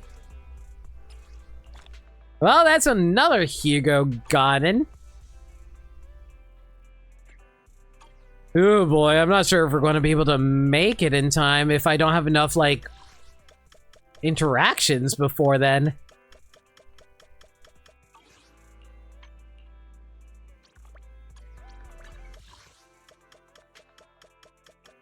Yeah, I'm running out of people to chat with.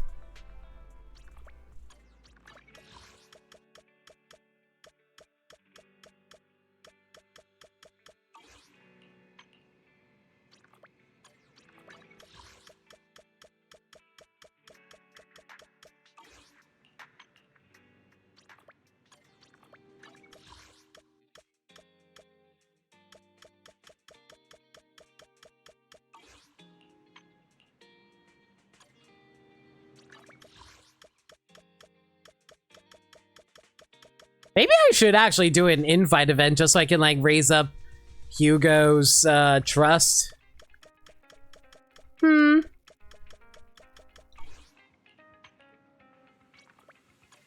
I didn't think trying to raise Hugo's trust would take, like, 2 hours. My god.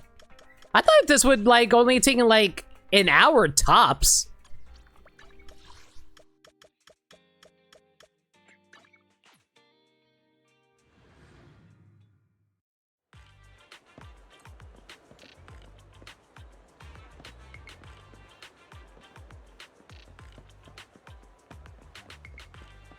Ooh, looks like we got a new event over here, though. Hugo by the riverside. Hopefully this one will give me a ton of trust, though.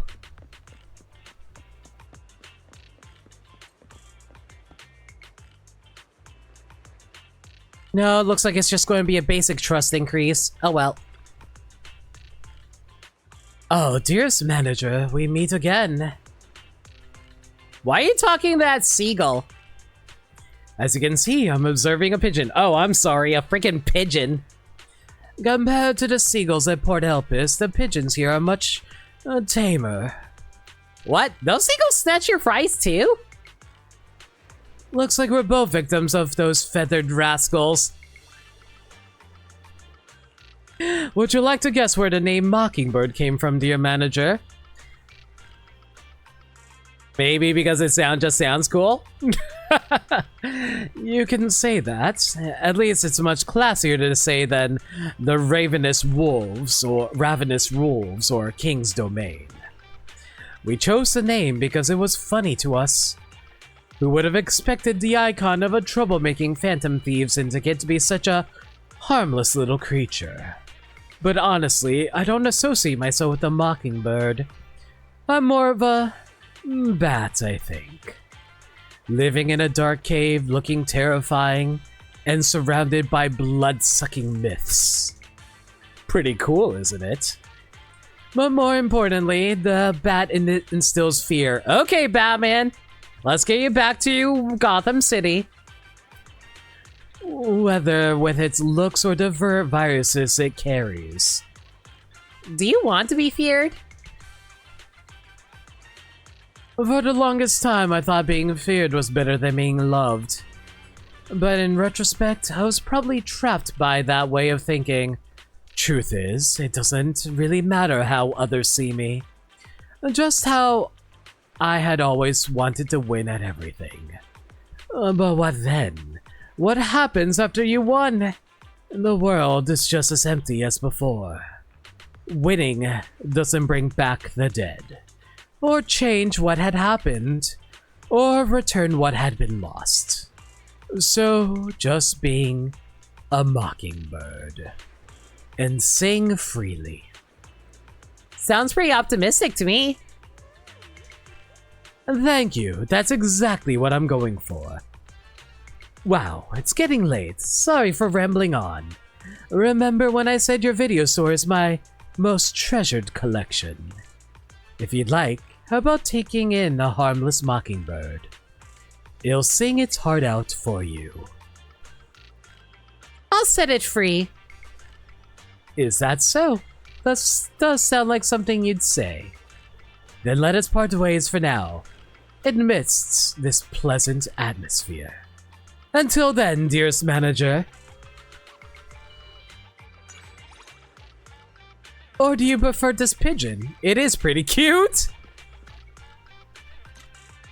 This looks exactly like Hugo. I'm surprised they actually modeled the entire beak. Alright. You know, I never actually checked how Hugo promotes random play. Let me take a look at that really quick. Hugo! The promotional style of a manipulator. Hugo seems to be just sitting in the video store, leisurely flipping through various videotape descriptions. Yet the store's revenue continues to rise. It turns out his promotion is happening online. He cleverly extracts scenes from movies, easily stirring people's curiosity or anger, only to reveal in the end that it's all just a movie.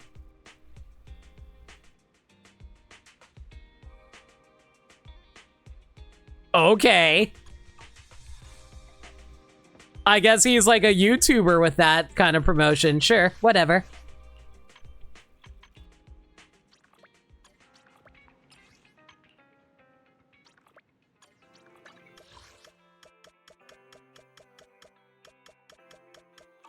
Oh, great. Is this going to be another day where Hugo randomly decides not to pop up? Man, we're honestly getting to the point where there's so many characters that you can have trust events with that certain characters just do not want to pop up sometimes. I'm honestly not looking forward to a day when we have like over 100 characters and then there's like such a hard time getting those characters to actually show up. Unless they decide to change the system where it's like, oh hey, this character, you can make it so only certain characters can show up or whatever. Maybe actually a cool little system, I think. Just so you can like guarantee more conversations with a specific character or not. Or if you want to see a specific character out on the streets or whatever.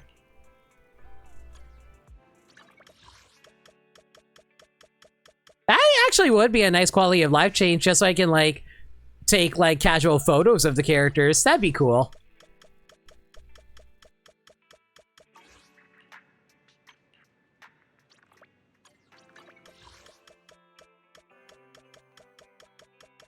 And once again, Hugo just refuses to pop up.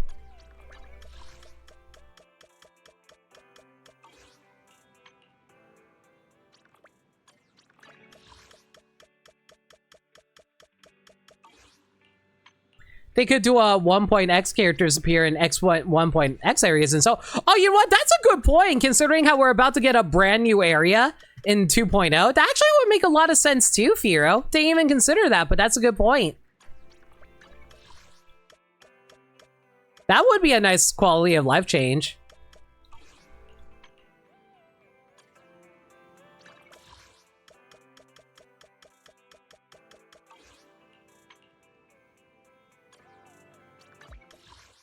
Oh, by Firo, you know, I know you play Honkai Star Rail. Are you going to be pulling for the not Zenless? God, can you imagine if there was a Zenless crossover? No, the Fate Stay Night characters. From what I hear, Archer is going to be given away for free, though. All I know is, if I still played Honkai Star Rail, I would be putting all my money into picking up Saber. Saber is one of my favorite characters.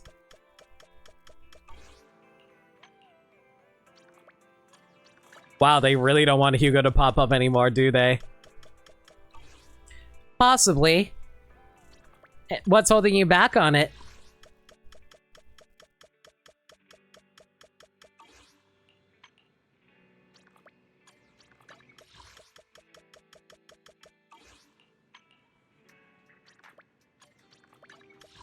Also, hey, Nameless, how you doing? You started Nier Automata? Nice, hope you're enjoying it. You also want Cypher, but Saber, though. Okay, like, I am not gonna influence your decision at all, but I totally understand you wanting Cypher. But from what I hear, like, tie-ins to Hoyo games don't come around that often, so I don't know if they're going to rerun or not. Because, like, I think the only other time they did a tie-in to a Hoyo game was, like, between themselves, and I don't know if they ever rerun.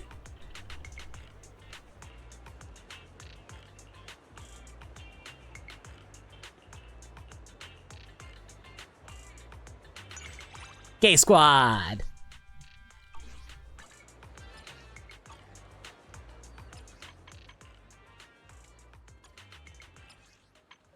I will say this, I will try to do a few pulls into Saber to try and get her, but I have so little, like, actually pull currency in Honkai, I doubt I'll actually be able to pull her.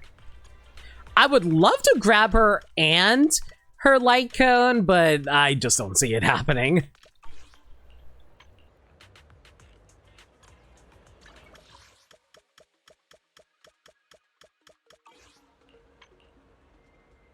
It doesn't help that, like, because of the fact that it's a crossover event, from what I read, apparently the pity doesn't carry over from the previous banner, so it's a full 50-50 at max, like, and you have to start out at 0 pity.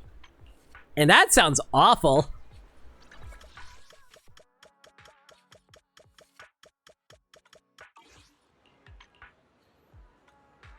Oh no, did I burn all the characters?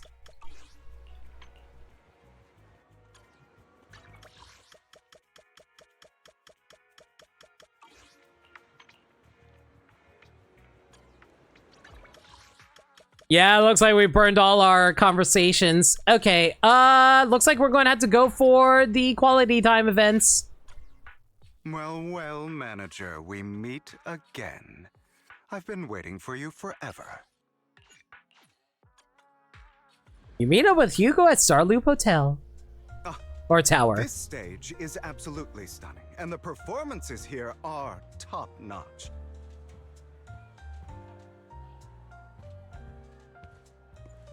Perfect for pulling off something special, don't you think?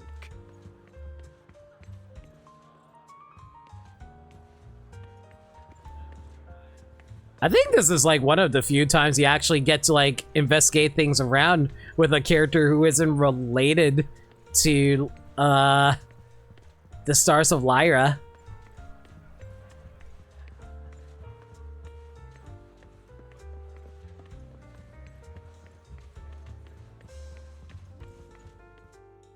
Like, we could tie up some Top's villains here and force them to air all their dirty laundry.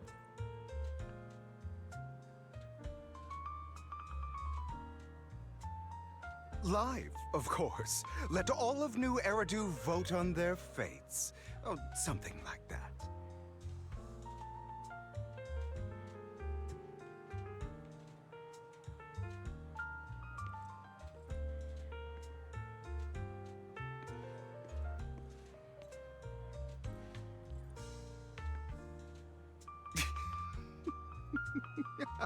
Relax. I'm only kidding. No need to be scared. I wouldn't do that. At least not now with you around, I mean. Oh my god, Hugo. But if the opportunity arises in the future, well, who knows?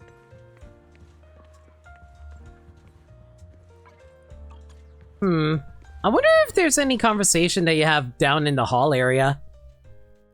How about slowing down for a bit? Don't want you to lose me now.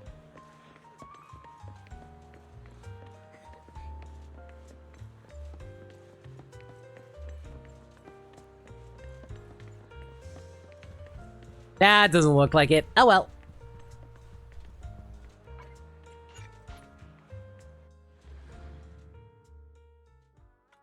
Well, well, manager, we meet again. I've been waiting for you forever. Well, that's one event down, but I still need to do a whole lot more if I actually want to finish off his conversations. Oh my god, I think we need to do at least like 3 more of those. Feeling up for something thrilling. I do enjoy wandering through antique stores now and then, looking for interesting odds and ends.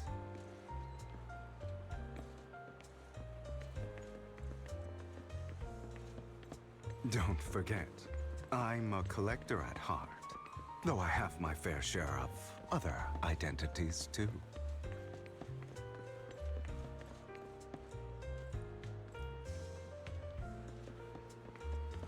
How about slowing down for a bit? Don't want you to lose me now.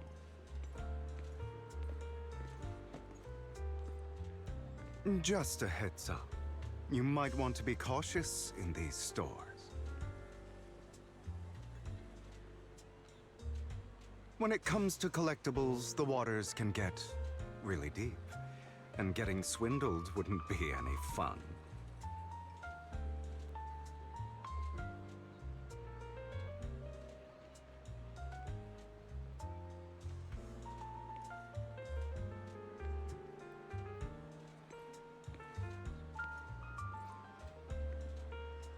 You are a clever one, manager, but this here world is full of tricks.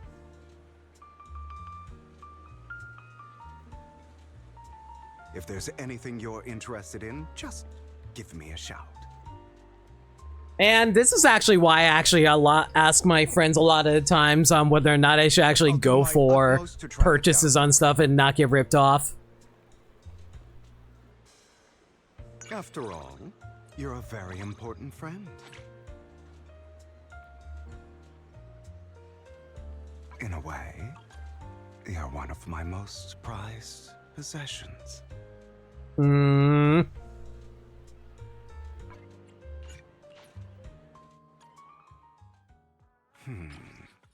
How about a little escapade over at the Public Security Bureau, or HSO?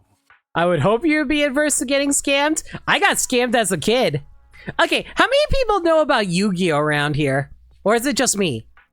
So, way back in the day, during like 2002 era, I want to say 2002 era, I made a trade of a Spirit Reaper for a Fusion Sage because I was dumb and I didn't understand the value of cards back then. And my friend got upset because it's like, oh man, I'm sad that you didn't, you made that trade without me being around. I could have saved you like so much money.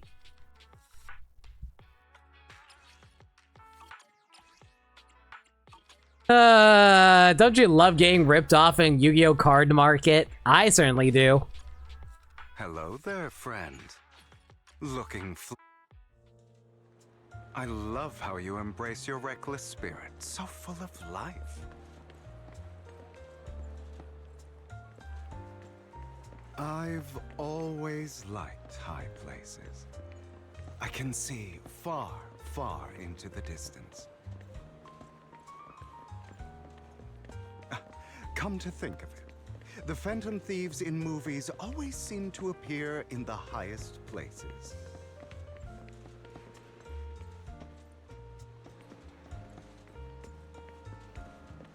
The colorful cardboard network runs deep. And this was back before when everyone was trying to turn every card game into like a business expense. Not business expense, but business venture. It's a kind of occupational hazard. Just kidding. But I do have some gadgets for making a quick getaway from tall buildings.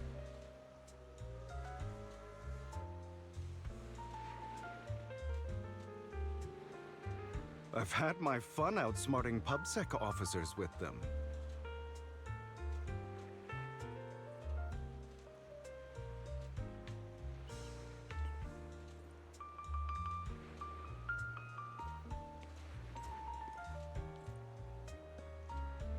If you ever want to experience the feeling of flying, manager, just let me know.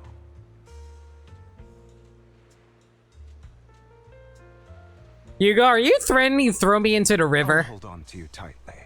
I promise you'll be safe. Man, if I was actually playing Wise right now, that'd be so gay.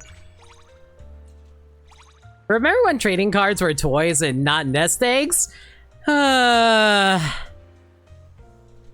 You know, me with my video game collection. I'm quite fond of this place. So let's linger a bit longer. Because I wonder when the bubble will burst on these games, and I probably should sell them sooner than later. Hello there, friend. Looking flawless as ever today. But then again, I feel like certain games like are more valuable when they're inside of a box and never to be opened. I don't know. Like, I have some pretty valuable stuff on my shelves, like the collector. Like, I have the collector's edition of Persona 4 Golden on Vita. And that's never been opened because I got an open copy already. My friend just gave me the collector's edition. In his words, never opened this. Please, forgive me. I think he realized the value of it. He specifically didn't want me to like lose out on it. I don't have a child or nephew and niece to give your games to. Might as well hand them over for preservation. Assuming no complications. I mean, if you want to keep it for preservation, there's value in that too. I just don't mind keeping my games, like, one, for my own personal usage / collection, but also two, like, you know, having them for nest eggs isn't bad either. I'm not planning on ever selling them, but their value will go up. Assuming that the game industry doesn't explode. I wish you a Only the brave will. Please forgive me for stealing the moonlight. I mean, handing them over to an organization. Oh, yeah, no, I get Looking that. Flawless as ever today. I know what you meant, Gaddy. I'm just saying I don't mind keeping my collection for money reasons, is what I'm trying to say. But I do admire you for giving away games for preservation. That's also very cool. I wish you kept the boxes from your GBA and Game Boy Advance games. Yeah, that's... You don't really realize the value of those things until way later in life. For a long time, I did not care for small animals like cats and dogs.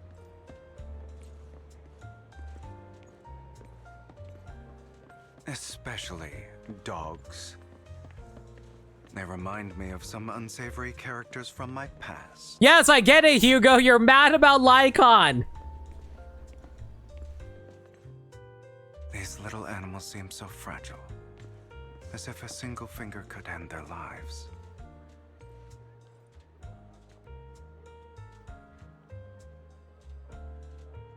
A weak life has no meaning of its own. It is only destined to be used and trampled upon. Hey, Sagami. I'm going out on a date with Twink Vampire Boy, who is very gay for These little werewolves. creatures don't think about such heavy stuff. Their world is simple and pure.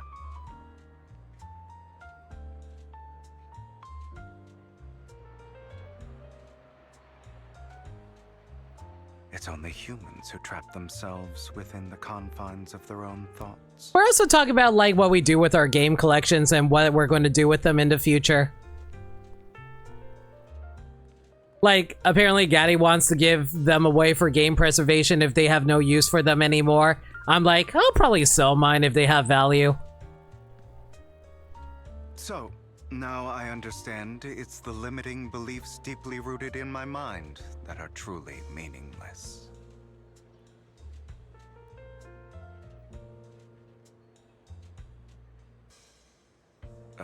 My apologies. I'm rambling again. Thanks for lending me an ear.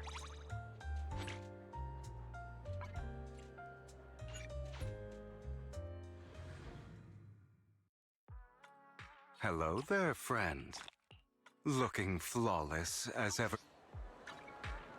Okay, we finally did it. Hugo is maxed out. Time for a quick trip to midnight.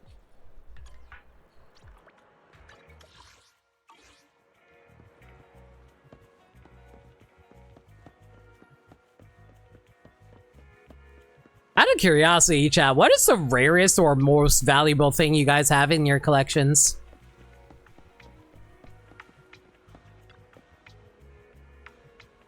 A great misfortune. Such a great misfortune. Are you talking to me? Yes, young man. Just looking at your face, I can tell it's a sign of great misfortune. Are you calling... Are you calling Hugo ugly? Oh? Lonely and helpless with no family to rely on. Young man, your fate, you're clearly a cursed soul. The people around you will all leave you, and those you love will betray you. Throughout your life, you will sway between pain and anger. And you are destined to become the very person you despise the most. If you want to avoid this fate, you must... Thanks for the heads up. However, my fate is not something you need to worry about. With that said, Hugo ignores the old man's objections and walks away. Quickly catch up with him to have a chat.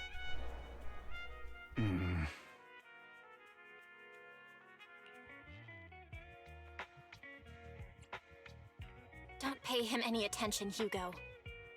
That is not what the text says whatsoever. Man, don't you love changes to scripts between recording and final release?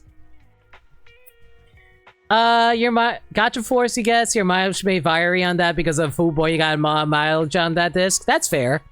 Video game collection or collection in general? Video game collection, but if you have anything of value that's outside video games, that's fun to share too. Maybe like merchandise or whatever. He's probably a fraud. They say bad things just to trick you into paying them to change your fate.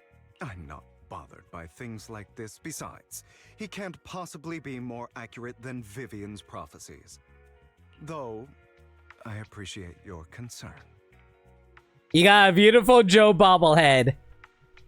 Why am I suddenly imagining Gaddy driving in your car and then you just pull out the beautiful Joe bobblehead and then you smack it and just like, Henshin a go-go, baby! You know, kind of like how Launchpad has a Darkwing Duck bobblehead in his car. Are you free now, manager? Want to come with me to a special place? You travel with Hugo to the entrance of a rooftop. For some reason, the door to the rooftop is locked, with a sign hanging from it that says no trespassing. However, how could a small lock stop the great phantom thief Mockingbird? You look on as Hugo pulls out a tool from his handy briefcase and cracks the lock within seconds. The path to the roof stands wide open. In the tranquil night, Hugo flourishes the tool he used to pick the lock and looks at you with a mischievous look in his eyes. Oh, we're partners in crime now. Hugo, I am friends with the police. I will have myself out of jail within like 5 minutes. You would be caught in jail for... you'll probably escape, actually. You get back to me when you actually play Beautiful Joe. Beautiful Joe is one of those games I want to try out, but I also heard they're pretty hard. You have the Evangelion Ultimate Edition Blu-ray set. Don't really have anything that unique video game-wise. That's fair. Hard to find game thing that you have is one of your old Pokemon Heart Gold. I'm guessing it also has the, what's it called? The Pokewalker? But don't worry. If we get caught, I won't sell you out. Really? I'll make sure to mention Mockingbird's name if it happens. Go ahead. But if you use our name, you'll officially be one of us. I'd be more than happy to have you, of course. I'm joking. I'm a professional. The owner will have no idea we were ever here. The view's quite something, don't you think? Perfect for some quiet contemplation. Manager, have you ever experienced the feeling of revenge?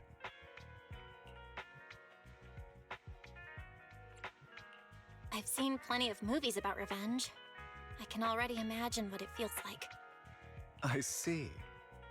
As expected of the most professional video store manager of New Eridu. In truth, I've experienced it firsthand. The moment I thought I had killed the man I called father. Did I scare you? Well, I say that, but in the end, I didn't succeed. It was only after a long time that I realized I hadn't actually killed him. But for that brief moment, I truly believed he was dead. At first, I felt a wave of ease I'd never experienced before. It's as if the anger and hatred I've harbored and suppressed all this time broke free in an instant. However, that feeling only lasted for a fleeting moment. What followed was a long period of disorientation, emptiness, and fear. Fear that in that moment, I had become just like him. I've always been afraid that I'd turn out like him. Ironically, there are always people who say that I resemble my father.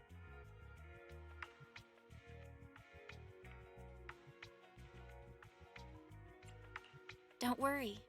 I know you. You won't become someone like him. So, like, there's a thing I kind of want to talk about that I've been thinking about a lot recently. a little bit of serious talk. I recently had people say I'm not a good person because they think I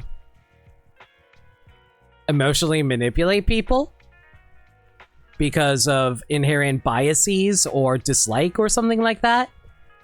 And I thought a lot about it because, like, here's the thing. This is something I personally believe in.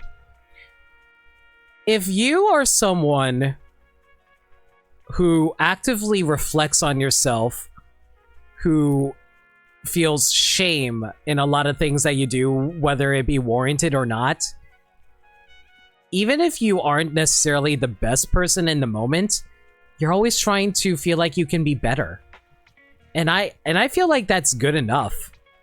I feel like a lot of times, like, a lot of people hold people to too high standards.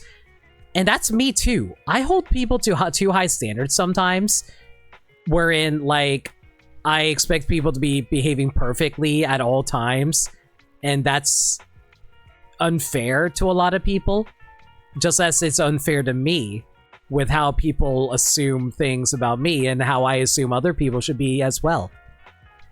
And I personally believe as long as, like, the person is actively reflecting upon themselves, trying to be better about themselves, that you can be a better person from it. And I always try to find comfort, at least for myself, that it is good to remember that you are trying your best, and that is important to remember. Trying your best to be a better person that you want to be. And I think that that's all I can really ask for other people too, to be self-reflective and trying to be better themselves. Thanks. Speaking of, do you believe in fate, manager? I'd say I do believe in fate. I too love Saber from Fate Stay Night. Ever since Lycon and I went our separate ways, I've witnessed the stories of many people. Some became friends who walked alongside me. Some turned into enemies. And some were people Mockingbird tried to help. I believe in Saber, my king. Firo, you are a man after my own heart. I love Saber! Rin's pretty great too. I've seen anxious people living in constant fear, penny pinchers who couldn't escape the cycle of poverty, no matter how hard they tried, and people who desired love, but ended up getting betrayed by those closest to them. Through these stories, I came to a realization. Maybe what we call fate isn't something grand or predetermined. Maybe it's simply a collection of our habits, our thought patterns, our behaviors, and everything shaped by our past experiences. It's the way you're conditioned to react after something happens. So doesn't that mean that if we change the way we react, we'll change our fates? Maybe the truth behind fate is that you can always become the kind of person you wish to be. As Hugo finishes his sentence, a gentle breeze blows past, rustling his golden locks. His eyes sparkled brightly in the night, even more dazzling than the moon. Within his eyes reflect his ambition, his certainty for the future, and his unbridled fervor and desire to be free. Oops. Time really slipped away. Thank you for listening to me. Let me walk you home. Wouldn't want your family to start worrying. I wish you a lovely evening, my friend. Blooming in the dust. May we all become the person we wish to be.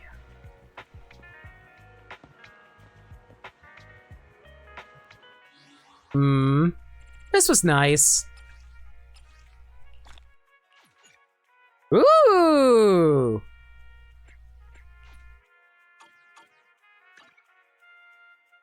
Well, just snatched up Hugo's. Hugo, did you go out drinking? Anyway, Hugo, trust event done. With the title. Wait, what title is that? I'm gonna light up new Eridu. And he keeps on calling himself Lighter. Oh my god.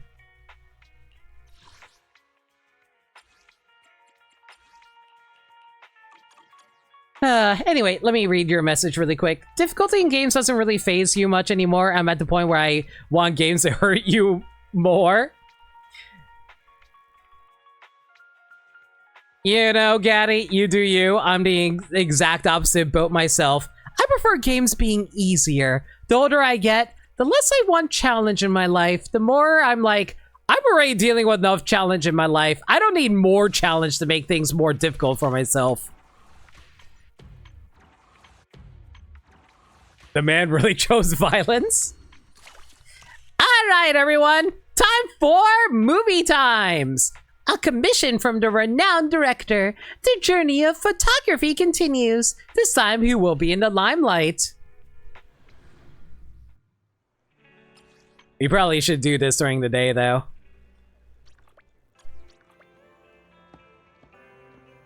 Hello, Connie. A guy with a briefcase in a hurry and so serious. What kind of ambitious story will he have in a workplace drama? A girl in a uniform on tiptoes, light on her feet. Is she excited because she's about to go see her lover? Will they appear in a classic scene from the coming-of-age film? I almost read biking as bikiniing. Bikiniing side by side at sunset. The boy playfully putting a bread wrapper on her head. Both laughing all the way. A video store owner strutting around in a huff. Is she... Well, keep going. Because your presence has given me a new idea. Movies can really highlight the stories of ordinary people. And what I see will end up on film. Yo, Noir, how you doing? Feel free to lurk away. I believe you must have a knack for film, or maybe even for directing, being the owner of Random Play and all. My job does require a knack for film. Last time you helped me as an assistant director, you did an awesome job with the shoot. You had great taste in locations and communicated really well with the actors. And that film just had a successful premiere. I didn't see any promotion for it. That's because it was shown in niche art cinemas meant for just a small audience. Ah, you're one of those directors. Got it. So you're Wes Anderson. Got it. Last time I heard about an art movie, it premiered with only 9 people attending, and one of them was blind. So this time I want to make a commercial success that more people will see. Go contact Disney about it. I'm sure they'd like to help out with that, sure. After a lot of research, mostly just watching movies, I figured out that the secret to a movie's success is just how well it allows the audience to escape from reality. No escape from reality. Caught in a landslide. Movies have this magic that make people feel young. The audience's perspective can change so fast. One second you're a member of the biker gangs at the outer ring, and the next you're a detective walking in a dark alley. I want to create a series of short films in different styles to prove to investors that I can handle different genres commercially, and you're a key part of this project. Can I just say, when I was young, I kind of wanted to be a filmmaker. I ended up following my passion of writing into college, but I did love movies a lot. I thought the art of filmmaking was so beautiful, from what they portrayed in a lot of movies and documentaries and behind the scenes stuff where they showcase the magic of filmmaking. They really made filmmaking so cool. And then the older I got, I realized how freaking grueling it actually is. But people still make some beautiful stuff sometimes, and I find that admirable. And I was like, you know what? Maybe I work better as someone who's just a writer, while also admiring art from afar as a consumer. Or an admirer. Either way. Will I get paid this time? As part of the art scene, you'll definitely get paid. Your name's going to be in the credits as both the assistant director and producer. As a producer, especially for outreach, you gotta find a spot that vibes with the story.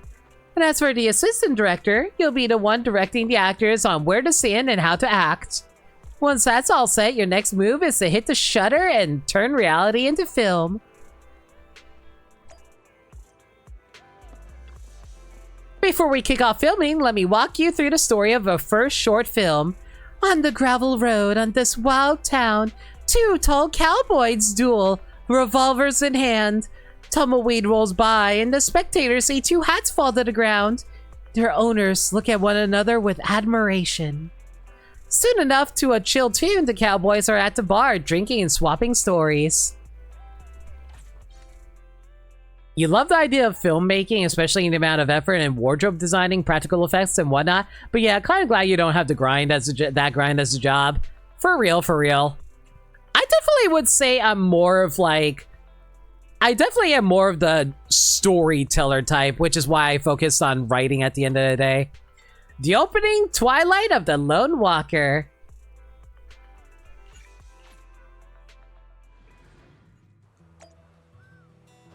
A cowboy duel, an outer ring classic that everybody loves, but I wonder who'd win if Billy and Lighter went all out.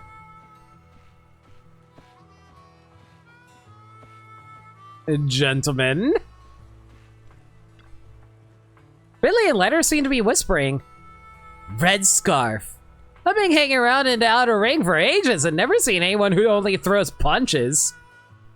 Is that why you carry two guns everywhere? Not so sure of your aim, huh? Ha! Twin guns are standard gear for cowboys, rookie. Clearly you don't know rules of the game. The rules? You mean the ones that babysit your pathetic hit rate? Old man. Ha! It's cause if one gun runs dry, the other one can still make me look cool. Are they actually following the script? But in any case, that's one intense scene.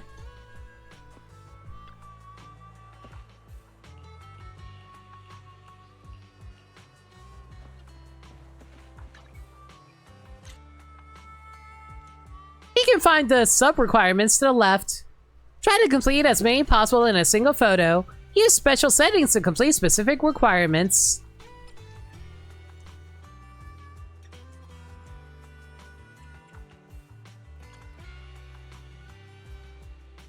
I gotta wish that these guys were posing with their guns pointed. Like, Billy with his guns pointed at Lighter and Lighter about to sock him in the face. But hey, this works too. Perfect shot. The shutter freezes the bullet in time.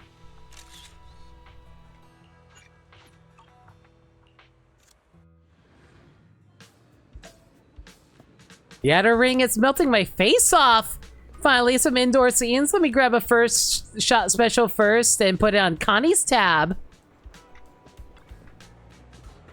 Billy and Lighter seem to be whispering again. You don't think nitro fuel because you're not in. You don't drink nitro fuel because you're not into it? Kid, you don't get it. These are just props for filming. If you drink, a manager will definitely put them on your tab. Wait, that's not what the proxy told me earlier. Did they just go off script?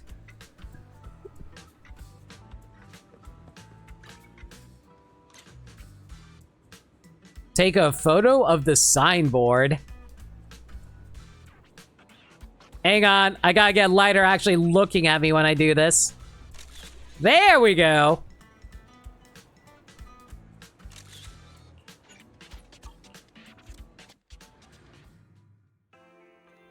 Oh, did I not fit? Oh no, I accidentally backed out too much. Let me give you the next scene. A girl switches schools and ends up sitting next to a short-haired girl by the window. Their story begins with a chance meeting at the metro after school. Graduation rolls around and the girls lean against a rail by the river one last time, wind ruffling their hair, both lost in their thoughts. I like how that, in order to help Connie to make shots for her movie through storyboarding, or just getting our friends to take photos together.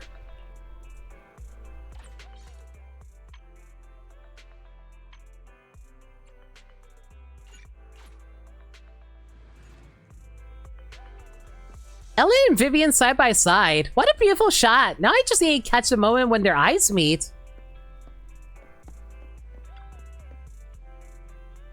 Sometimes I feel like time moves even slower while waiting for the metro than during school. Well, actually, definitely slower during school. Are you tired, Ellen? Nah, it's all good. This is way easier than stepping into another character. Well, your camera. Dirty? Have you considered applying a filter? It'd give it a nice dreamy vibe. And don't set the camera up so straight. Tilting it a little will yield better results. Vivian is the actual ideal assistant Connie is after.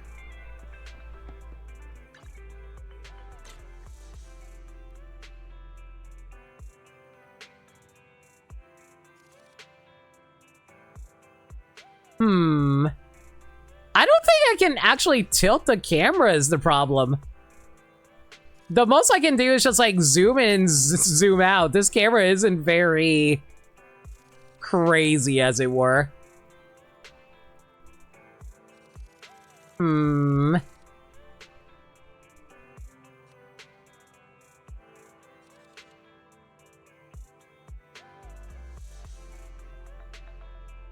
want to try to get a good shot of both of these two together, but...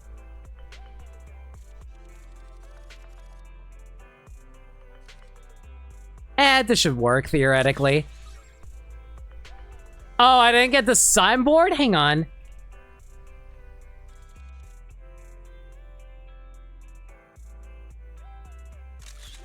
Okay, that should work. The girl's emotions have overflowed beyond the frame.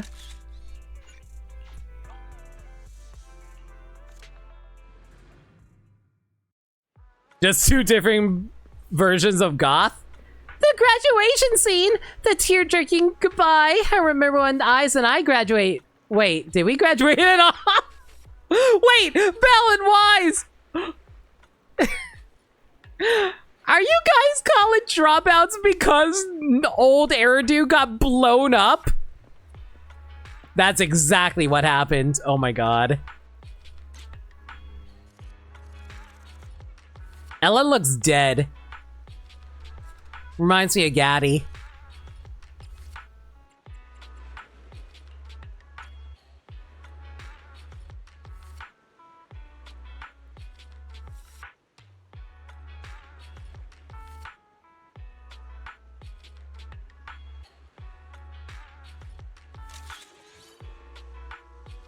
Even the wind can be captured by the camera.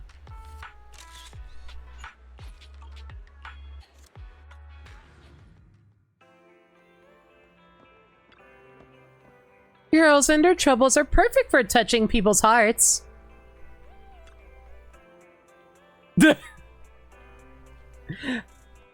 And just like Ellen, Gaddy is very violent. Thank you. Now, let's dive into the story of the third short film. To get to the bottom of things, a private detective risks it all to infiltrate a dangerous crime gang in a dark alley. She's impatiently waiting for her informant with the key info she needs. All clues lead back to the master who raised her. After ending it all with her own hand, she slowly emerges from the underground, each step heavy like lead. Okay, who the hell is going to be the detective? Is it going to be like Zhu Yan or something? No! It's actually going to be Jane! Okay.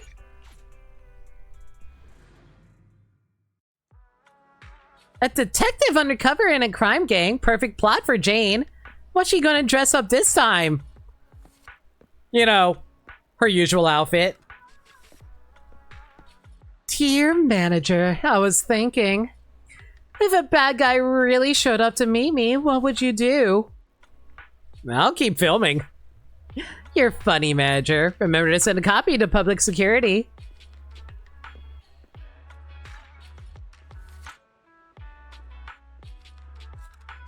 Wow, Jane is actually going full into this. Thought-provoking, considerate, worried about the future. Perfect shot. Danger silently spreads within the film.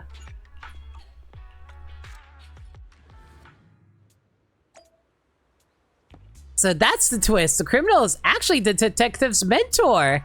Aw, the detective must be heartbroken. To get my body into peak condition. Nice camera angle for, you know, Jane's body in peak condition.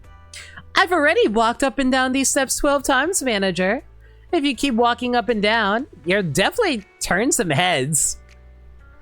Jane's already got enough head turning towards her. Oh yeah, a little boy rushed over to check on me, saying, Are you lost and can't find your way home? Children are very precious, everyone. Be kind to them. Does this mean my acting is pretty solid, manager? For sure, you're a pro. Late night hours are preferable. Alright, let's get this to late night.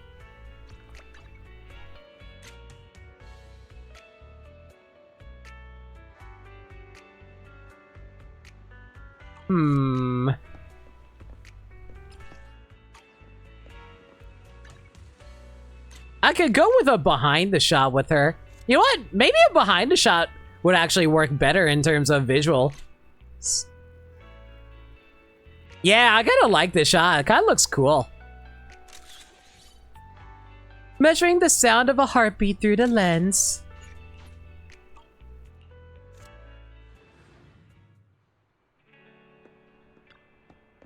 In the light or the dark, she seems to have nowhere to go. Your knack for creating a vibe with the film is seriously impressive. The next short film will be something different, and I hope you're as stoked as I am. Really feeling refreshed? I'll keep you going with the next short film. A well-known song, gee, I wonder who this next one's going to be about, is tired of keeping the show going all the time. During a fan meetup, she encounters a stranger who sends ripples across her still life. The girl grabs the songstress' hand, escaping the packed stage and running to the parts of the city they've never been to before. In an underground live venue, the songstress rediscovers what first inspired her. Why is this Carol and Tuesday?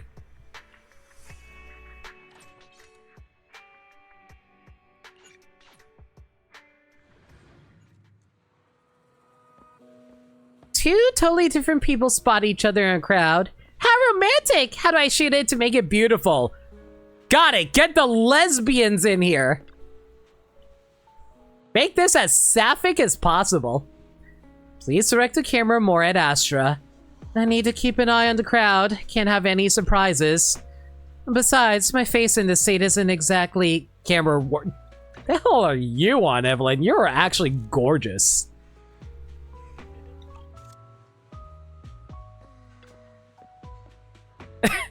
And the camera seems to agree because it is focusing on your butt. Bill, can she get more shots of Eve? I got way more camera opportunities than her. Plus, Eve's the more important character for this story. Please don't forget to focus on her. As for me, I'll just take a backseat this time. You guys are so gay, it's adorable. Oh my god! Oh, that's a cute little photo, Astra. Ah, I love that. That's actually cute as hell. I love this. Okay, so I need to get Eve in this camera shot here.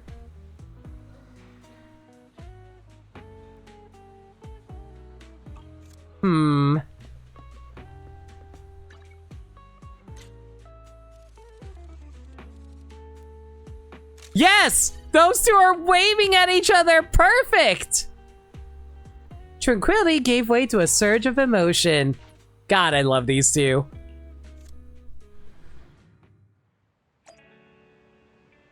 Wow, another escape with a big star. Kinda pumped, but gotta be careful not to get recognized. Astra and Evelyn seem a bit off from their usual selves. Get out of my way!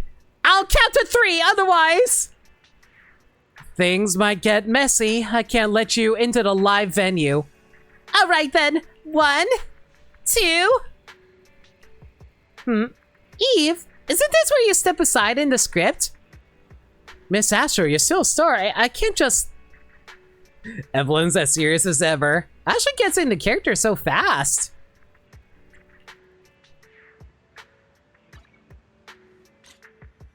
Take a photo of the 404 live sign.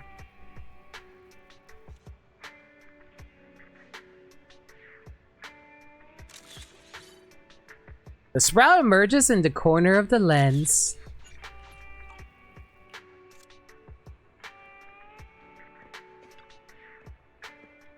What? You're sick of what might be what others dream about? Next time we meet will be the final short film. I'm still figuring out the details, but feelings of loneliness and farewells keep creeping into my mind. As we near the end of the shoot, let's kick off the story of the last short film. Following their master's teachings, a young swordsman travels from Yeah, this sounds like Miyabi, alright. Traveling from way out east to challenge the strongest warrior out. Who the hell is the strongest warrior in Zenless? After 3 days and nights locked in a sword duel, the swordsman disappears without a trace. Only the port remains with someone staring out at the sea. Oh my god, it's Yanagi.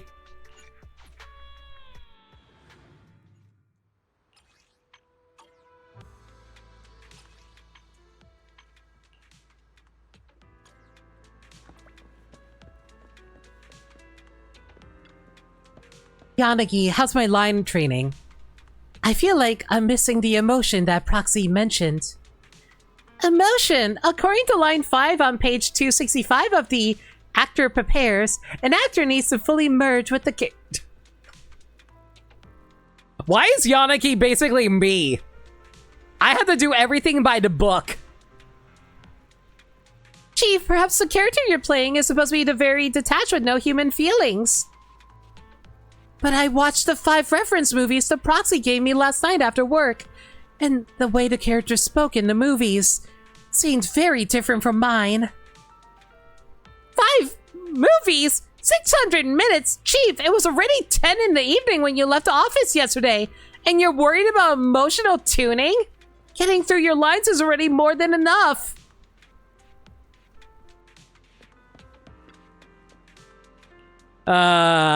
Man, I love these two. Use the retro filter.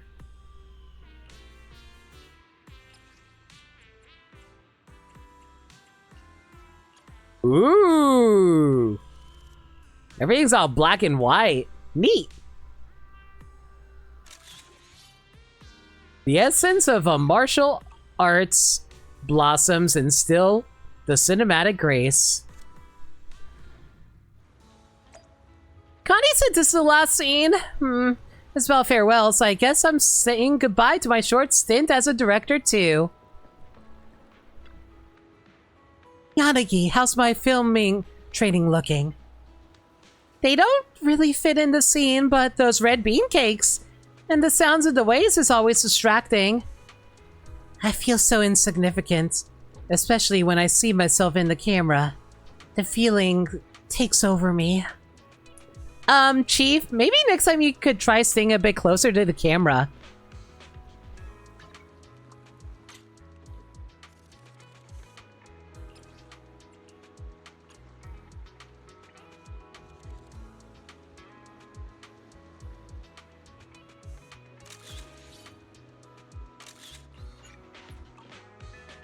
The rustling blade with tidal patterns, gaze stretching forward, seeking 1,000 masts.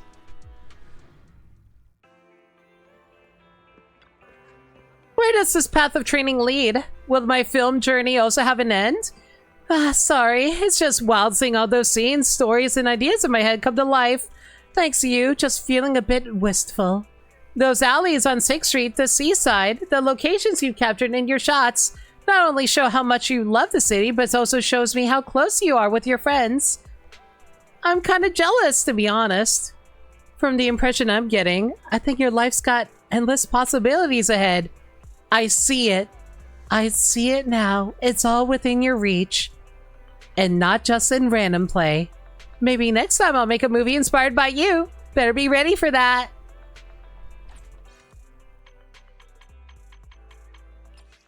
Alright, well, that's everything. I'm just going to collect my prizes, thank you very much. Woo! What's this? Oh! I love that banner! Oh my god, I have to put that on.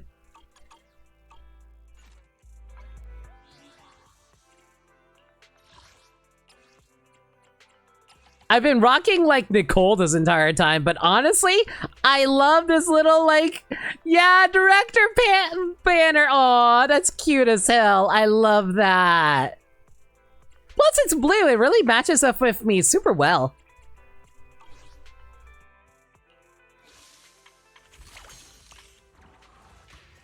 Alright, I'm still a little early, it hasn't hit the 3-hour mark. And unfortunately, I can't exactly progress any further in this at the moment, can I?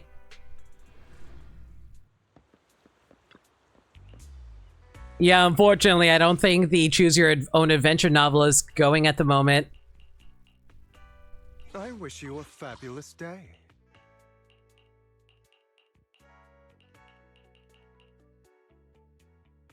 Why did this not go through? Please forgive me for stealing the moonlight. I wish you a fabulous day. Oh god, is it because I didn't throw in an electric agent that's actually S rank? Let me finish. Need something? Go ask my colleagues. I could have sworn I sent you in here.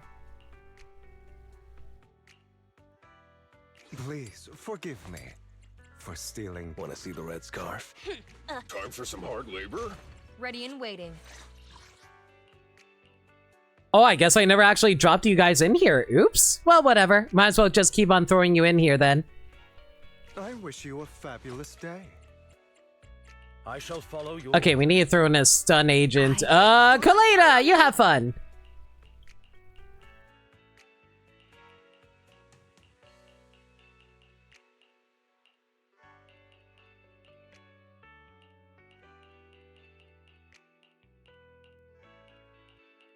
Yeah, we're not going to be able to progress for a while until I wait for all of these stories to finish.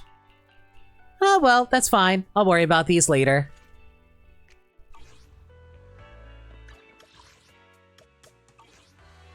Alright, there is one thing I could do, mostly because I've been saving for it, just so I can, like, showcase some actual combat this video. I never actually did the notorious, not the notorious hunt. I never actually did the deadly assault rotation that's currently out right now. Let's see here. Ooh, we got some interesting ones here. We got Notorious Marionette, Dead End Butcher, and Autonomous Assault Unit Typhon Destroyer. Mostly because of the fact that these two enemies have the same weaknesses, I'm going to have to figure out which teams I'm going to throw on this. Because, like, both of these have the same weaknesses of Ice and Ether, so I'm going to have to figure out which ones I want to use on them. This one's a little more easy to figure out. He's weak to electric, but resists fire. Agents inflict overwhelmed when landing a defensive assist hit against a boss enemy. And 3 stacks of overwhelmed when accumulating 3 defensive hits and triggering impaired. Each stack of overwhelmed increases daze by 15% and chain attack and ultimate damage taken while stunned by 10%. The enemy will fix the impaired parts and reset the impaired level when charging, and will reset its overwhelmed stacks after recovering from stun. Assist points are not consumed for this battle. Successfully triggering a perfect assist grants 200 performance points, and causing impairs grants 600. A maximum of 5,000 performance points can be obtained.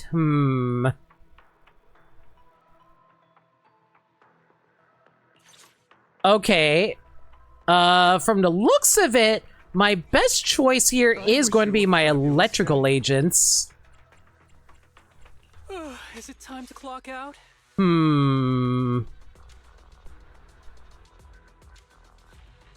Okay, so the obvious answer would be to pull out Ambi. But, chat, let me ask this. I'm not sure if anybody's actually watching this, but do you guys want me to do this the easy way, or do you want me to do this the hard way? The easy way be running Soldier Zero Ambi over here. The hard way would be having to use Haramasa. My colleagues. Because Haramasa is not only really hard to do this with, he doesn't do as much damage as Ambi does. Whatever's funnier, it definitely would be Haramasa. Please forgive me for stealing. Okay, let me look at my buff options really quick though. Agent's special attack, EX special attack, and ultimate damage increases by 30%. When an EX special attack or aftershock hits an enemy, the agent's crit damage increases by 30%.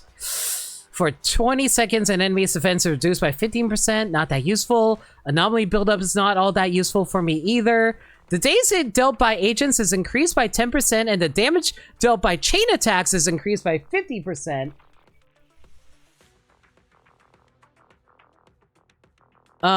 When chain attacks hit an enemy, the enemy's stun damage multiplier is increased by 25%. All the squad members' attack is increased by 20% for 15 seconds. Let's go with this buff. All right. Please forgive me. We fighting? Take me. If we're going to be running Haramasa, he's going to need Chingy to back him up, and he's going to need some kind of support on him. 1, 2, yes, all accounted for. Yeah, this theoretically should work out, right?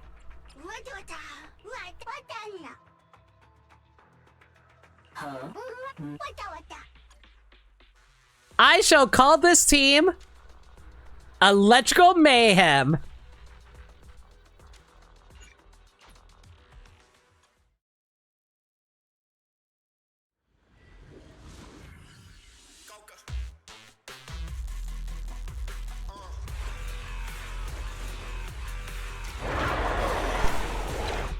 Oh, audio's a little loud on my end. I'm gonna turn it down a little bit. Okay, there we go.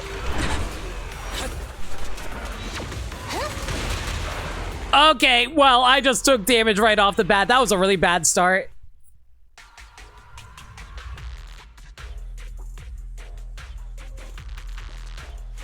As you will.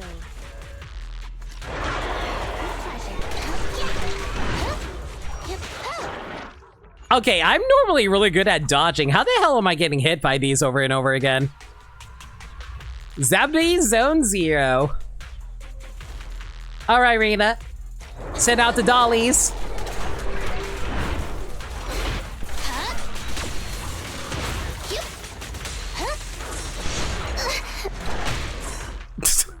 I am doing a really bad job at dodging. I'm normally way better at dodging these.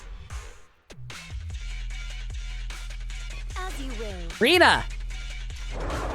Dolls. Chingy. Go.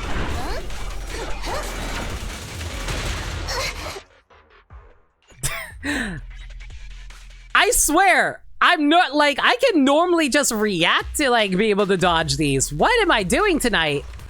Actual streamer skill right now.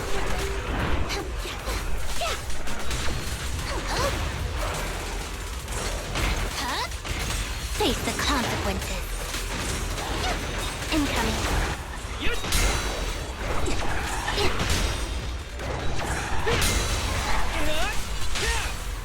Okay, first off, we need Rena to get in here. Then Haramasa fires his shots.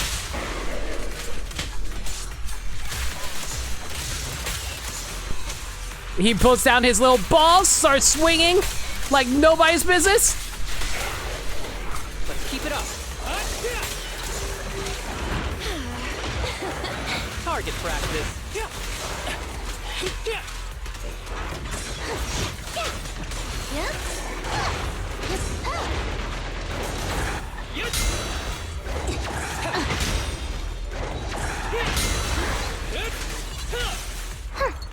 You red-handed. All right, let's get off a stun using Chingy's ultimate. Together we Ready and waiting. Throw out this for some pen. For real this time. Swap back to Haramasa, get off his shots.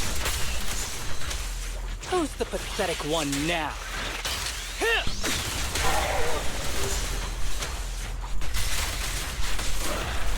This is... Oh, we are not doing nearly enough damage. This is bad.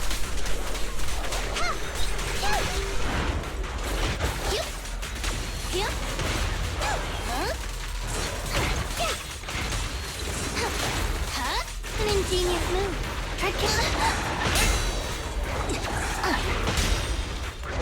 I'm surprised I'm actually getting these parries off. Ready and waiting. For real this time.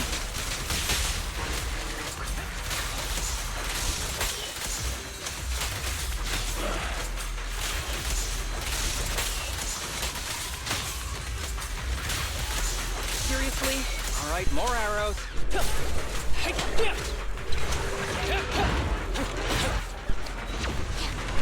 Don't be afraid. It won't hurt.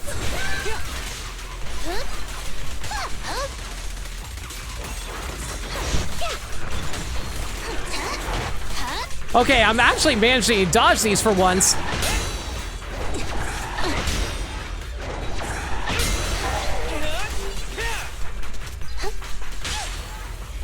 won't miss.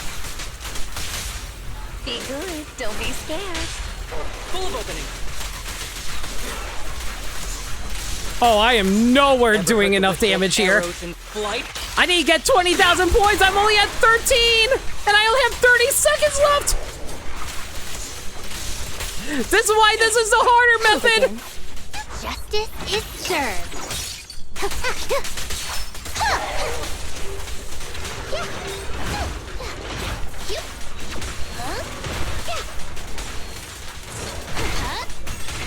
Following orders. At least we're able to get Chingy's like stun outs really quick. For real this time.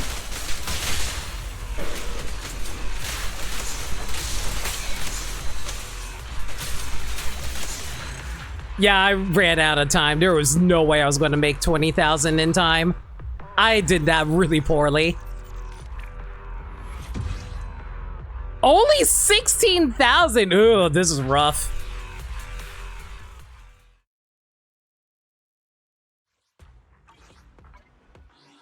Please, forgive. I'm a- One of you officer a new case to solve. Chingy is running her best setup right now. Same thing for Arena, as best as I can get her, at least.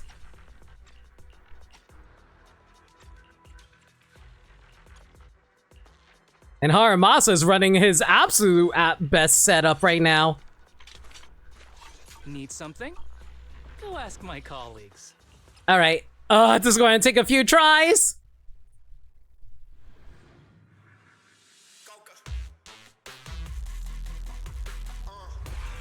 There's a reason why Haramasa isn't as strong as people make him out to be.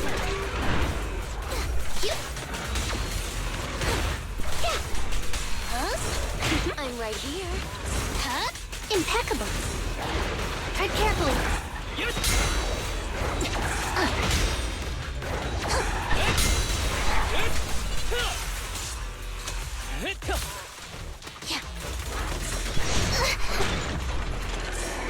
Yeah. Ready and waiting. Okay, if I can get Haramasa's shots off here, cancel it.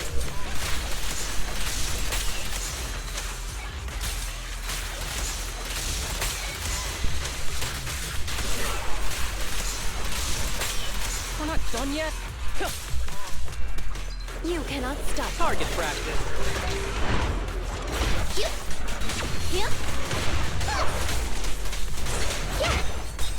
Oh, I am surprised I was able to dodge that mid-combo.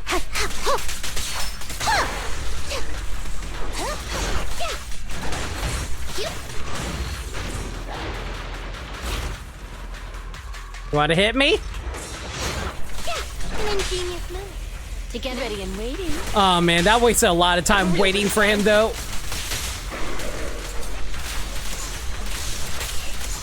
Ever heard the whistle of arrows in flight? Taking my shots!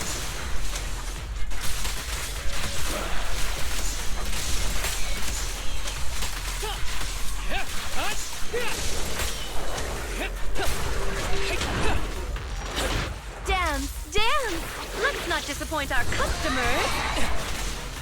Face the consequences.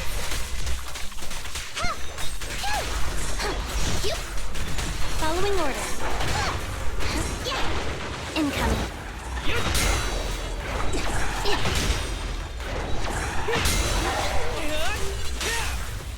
Ready and waiting. For real this time. Maybe I should actually have Bang Boo come in here to help. Let this arrow fly.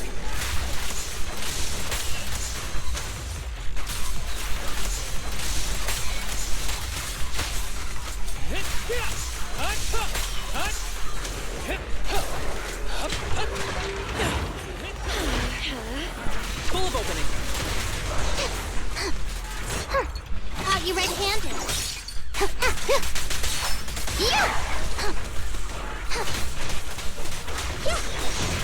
Hold again.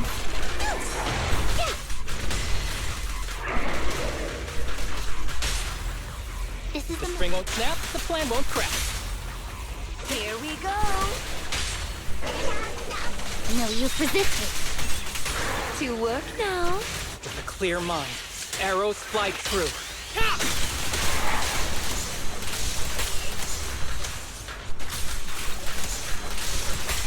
Yeah, I'm just not dealing nearly enough damage to actually clear the time requirements.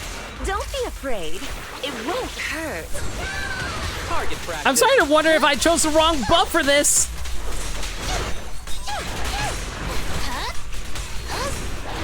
Tread carefully.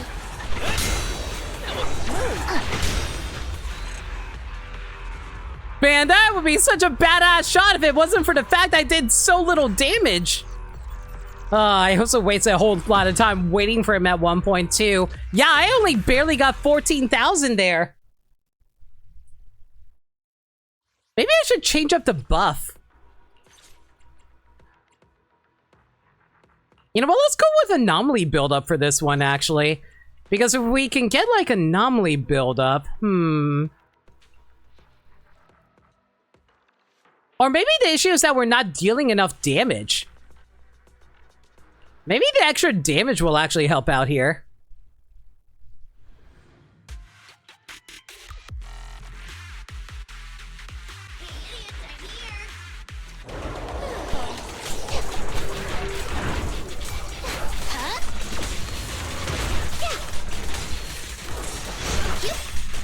Hold again. Tread carefully. Wow. Here to assist. Okay, well, I was trying to actually block that, so that's a mistake on my part. Because the only way to be able to get to extra performance bonus is actually blocking it rather doing a dodge with Rena.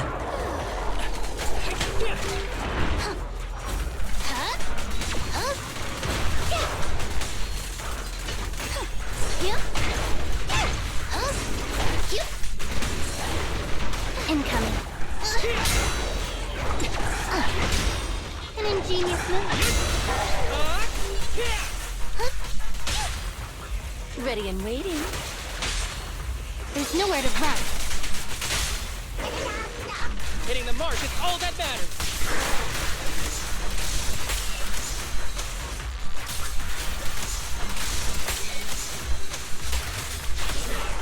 Let's keep it up.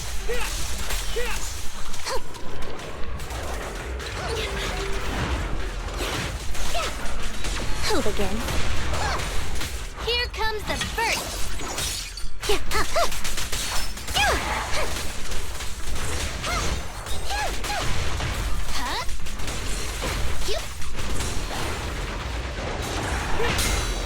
That was smooth.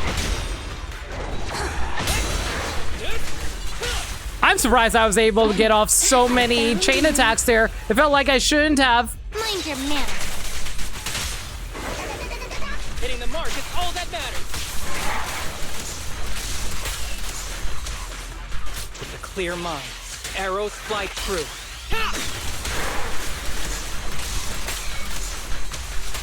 I don't even know if I'm doing the right combo setup for Haramasa, but it feels right. Go now, child. Dance, dance. Let's not disappoint our customers.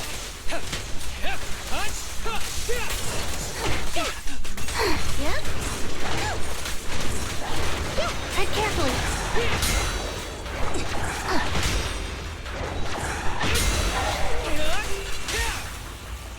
Ready and waiting. There's nowhere to run. Hitting the mark is all that matters.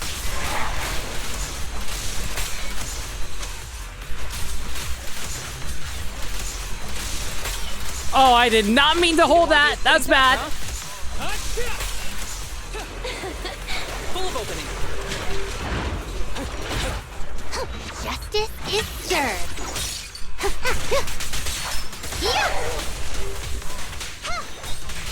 Face the consequences.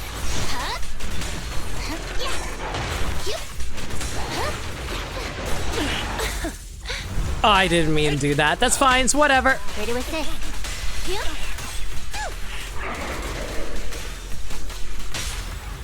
I won't miss. Mind your manners. Fear comes from more than just the enemy. Ever heard the whistle of arrows in flight? Yeah!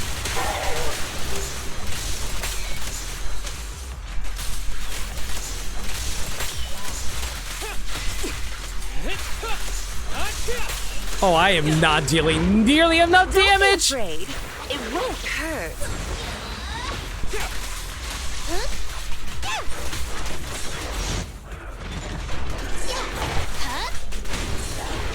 Incoming.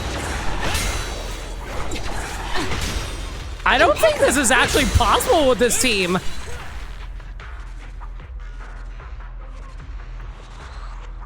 Like, I thought I had a pretty decently built team, but I'm just not doing nearly enough damage.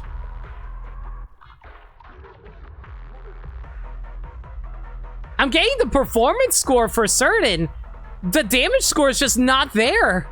Maybe I need to swap out, Wait a second, I have an idea. Maybe my issue is that I'm trying to run Rena here. Oh, you know what? Maybe that's, you know what? I think I know what the issue is. We fighting? I need something? Huh? And you can't. Only the brave will win. Victory will be ours. Caesar, we're gonna need a little bit of stun backup from you, girl.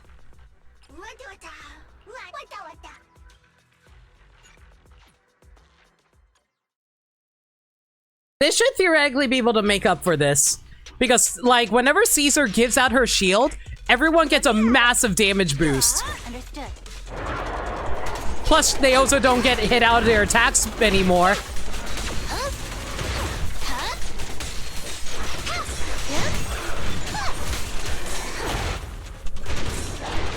Tread carefully. Ready with this. An ingenious move.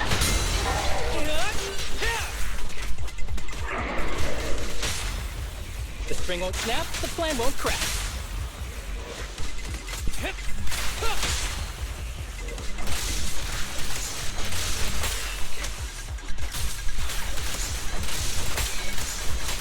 Plus, it should theoretically give some extra room for Harmasa to do some damage here.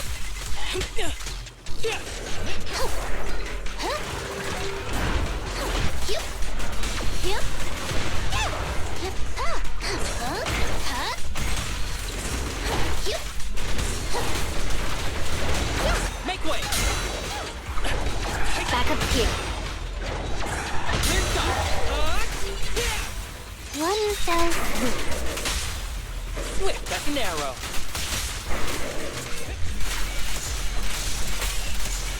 With a clear mind, arrows fly true.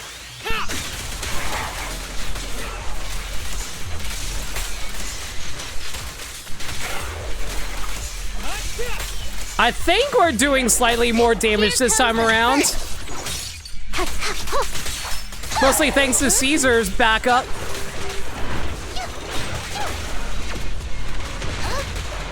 Let me help. Okay, so he broke through Caesar's shield. This is why we keep her ultimate around to reset it.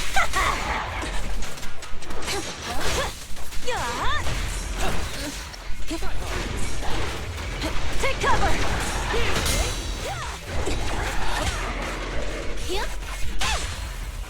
Victory's mine. Swift as an arrow. You know what? I think I accidentally messed up that combo there.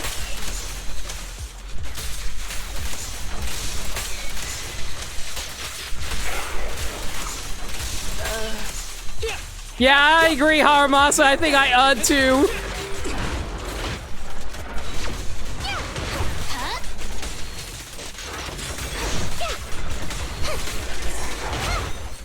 Impeccable.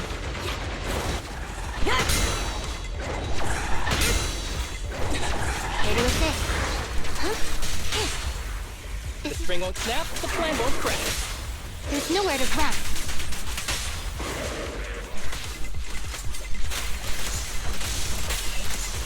Ever heard the whistle of arrows in flight? Yeah!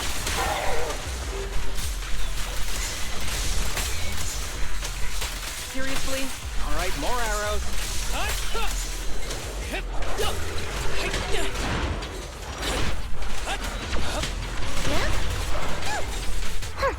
Caught you red-handed. Man, if there's one thing I definitely appreciate about Haramasa is the fact that while we're in the middle of combat, he just goes, more, all right, more arrows. Watch and learn. I don't know, it just honestly cracks me up, and I did not do nearly enough damage here. Mostly because I kind of screw up my damage rotations. That's a hard thing about playing with Haramasa. You need to like get some perfect damage rotations to actually make him function properly.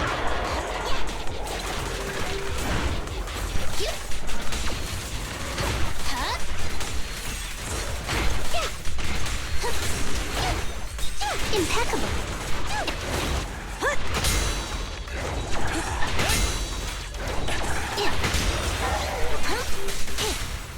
The string won't snap, the plan won't crack. Come on, face me head on.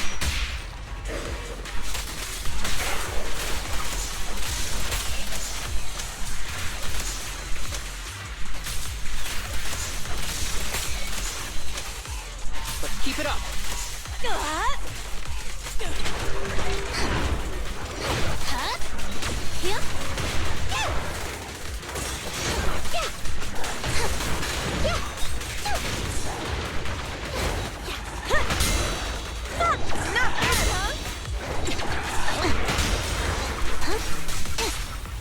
The string won't snap, the plan won't crack. Mind your manner.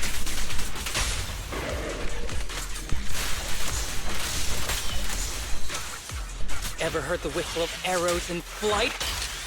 Yeah!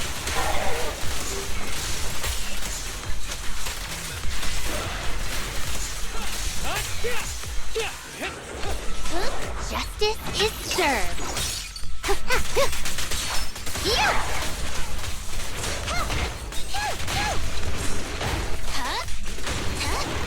Tread carefully.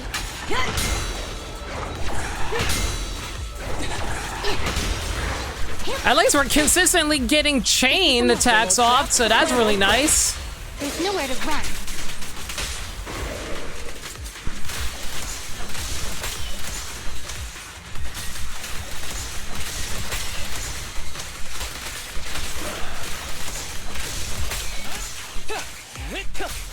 Halt!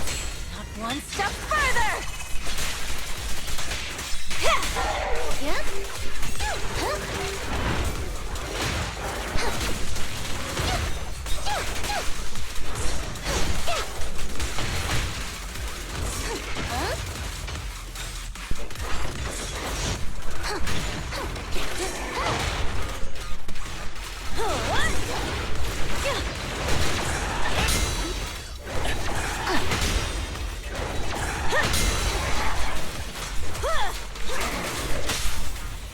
Justice will be served.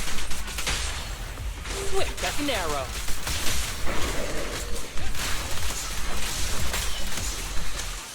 With a clear mind. Okay, this should Arrows set up all the fly balls true. for me.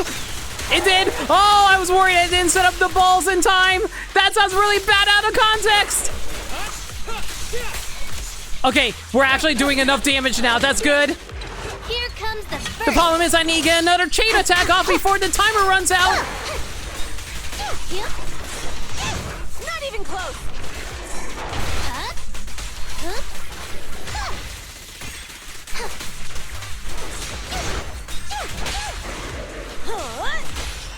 The string won't snap, the plan won't crack.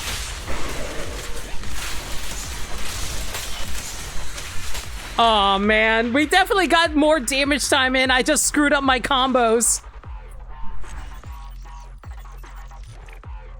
Yeah, we definitely could theoretically hit this. We basically hit 18,000 this time around. I can like squeeze in 2,000 if I didn't screw up my combos. Once more with feeling.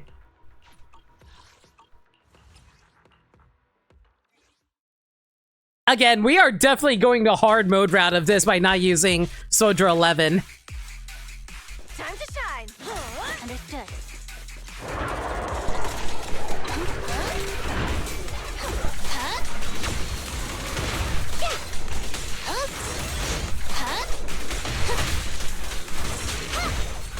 An ingenious move. Incoming.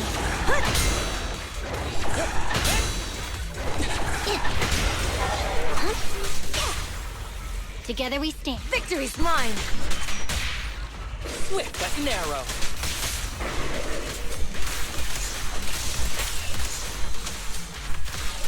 Oh, I screwed up the combo there. Man, that's the thing. Like, the timer is so freaking tight on whether or not you're going to be able to get it with an inefficient team that you basically have to make sure you play perfectly in order to be able to dish enough damage for this.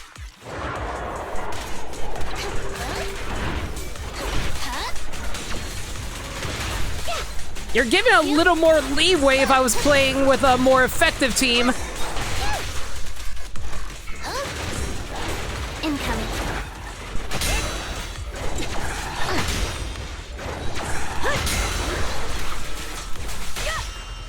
One fell swoop. Swift like an arrow.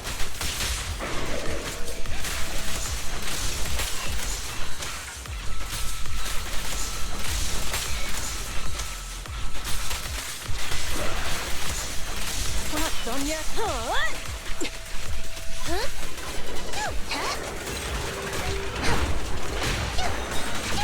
Justice is served.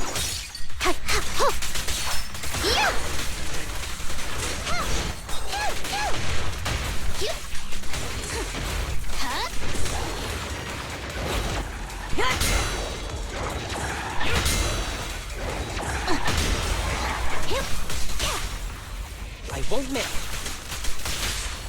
There's nowhere to run. Oh, I slightly screwed up there, but it's fine. Ever heard the whistle of arrows and I can deal with this. It was only like a split second of screw up. Hopefully it doesn't bite me in the butt.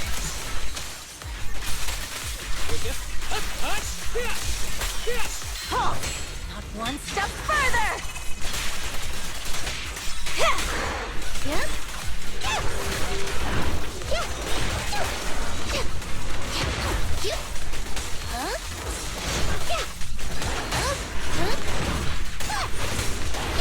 Tread carefully.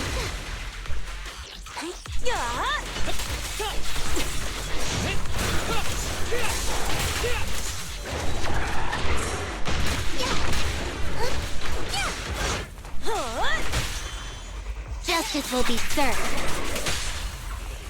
Swift like an arrow. I think I messed up there. Mostly because I accidentally triggered a stun way too early than I'd like.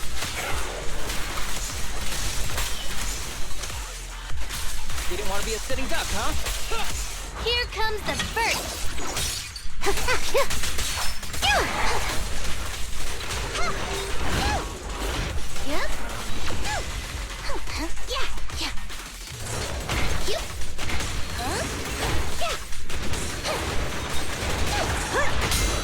I'm in the zone.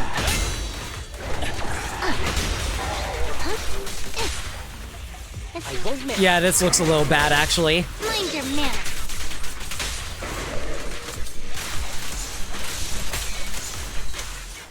With a clear mind, arrows fly through. We're getting there!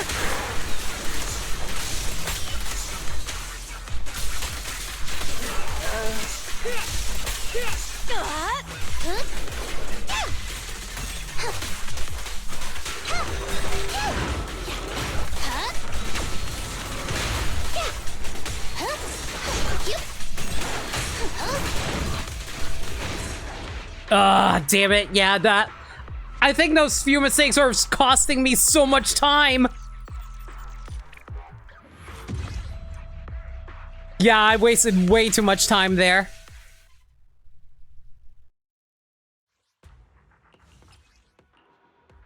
Being a stretch, thanks for a reminder, Wolf.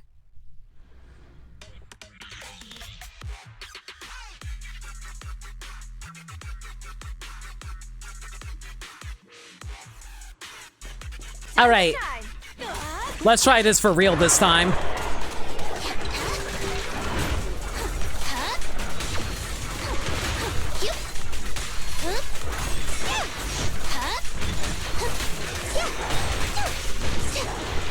Incoming.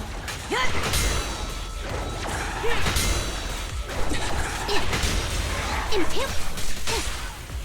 The spring won't snap, the plan won't crack. There's nowhere to run.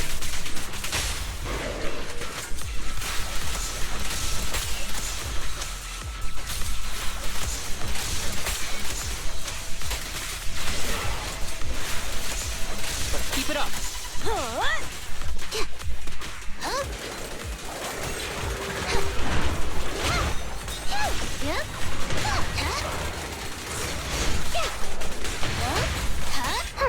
Caught you red-handed.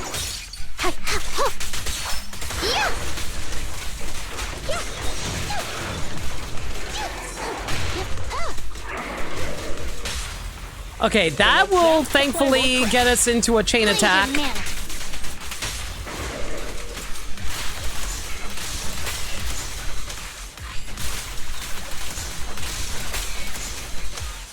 Ever heard the whistle of arrows in flight?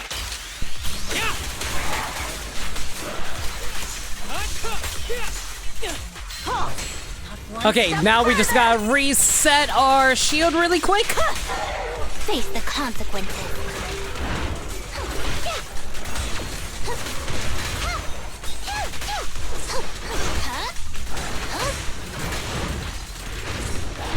Tread carefully.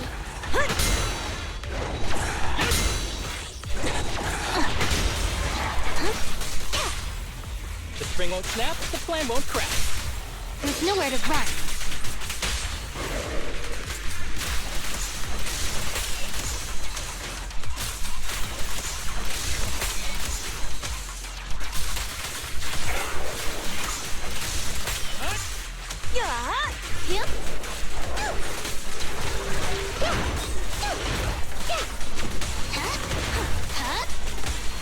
Here comes the first.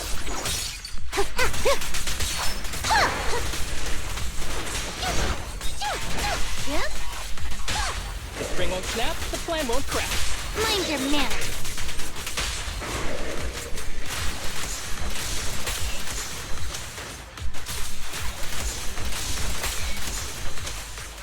Who's the pathetic one now? Oh, please, Harmasa.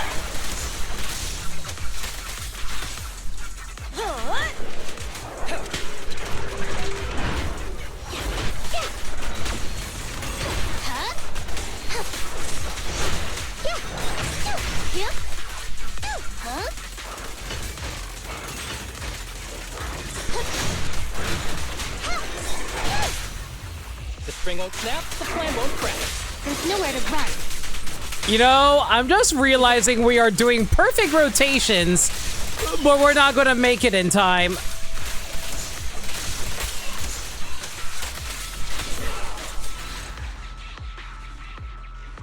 Okay, I'm starting to realize even with perfect rotations, we're not doing enough damage here. Maybe I do actually need the extra stun damage.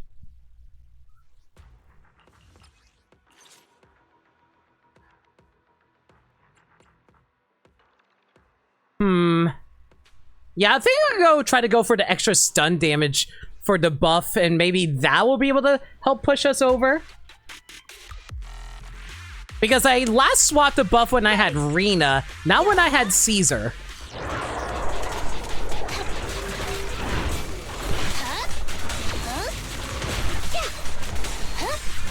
Hooligan. Tread carefully.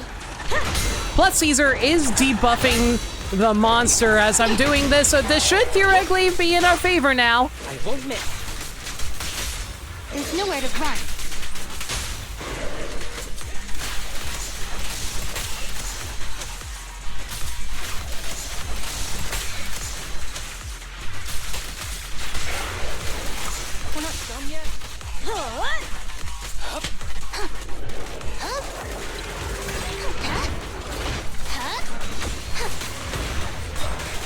Face the consequences. Here comes the first.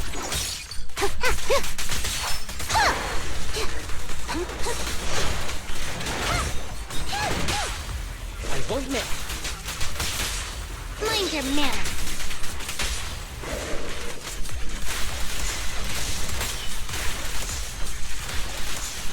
Who's the pathetic one now?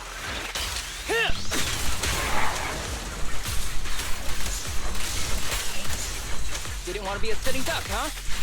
Following orders. Halt! Not one step further! Gotta reset my shield really quick just so I can make sure I'm ready for this.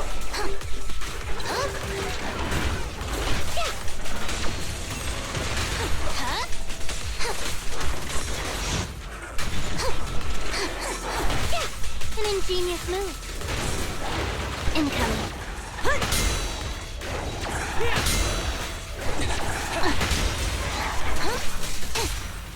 I won't miss. There's nowhere to run.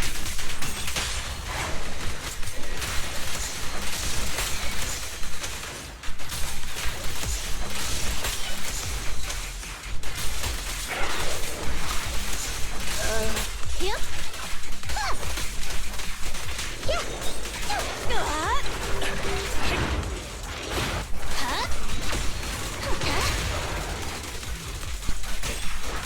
Justice is served.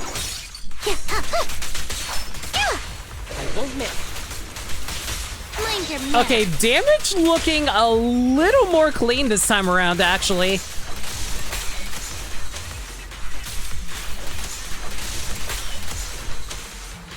Ever heard the whistle of arrows in flight?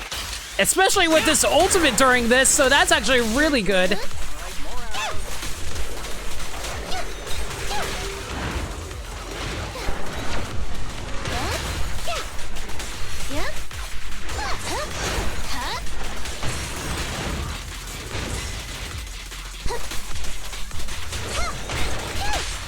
I won't miss.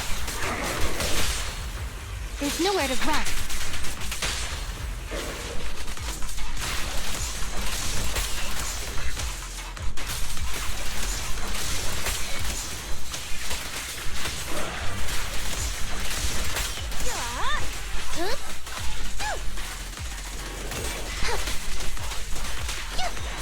What? I ran out of time? What? I thought I still had like 20 seconds left.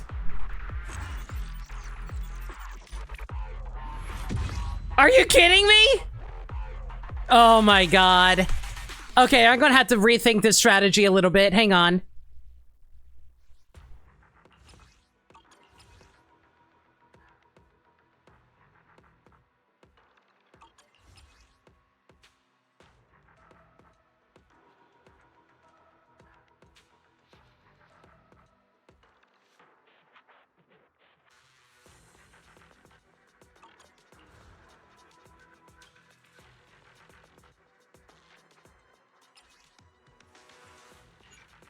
Okay, if I were to change out my characters... Forgive me for stealing the moonlight.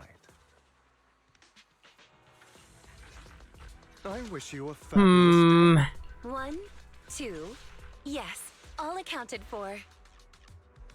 Take a I deep could breath. throw an The Astra here, spotlight's but... about to shine.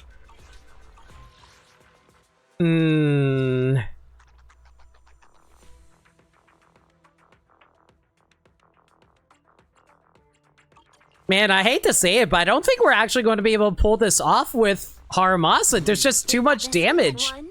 There's too little damage loss here. I am the eye of I think we're just going to have to... Yeah, I think we're just going to have to settle for using... We fighting?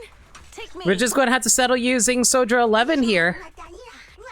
It's a bit of a shame, but it really can't be helped. Alright, let's see if I can do this really quick with these two then. Let me engaging head on.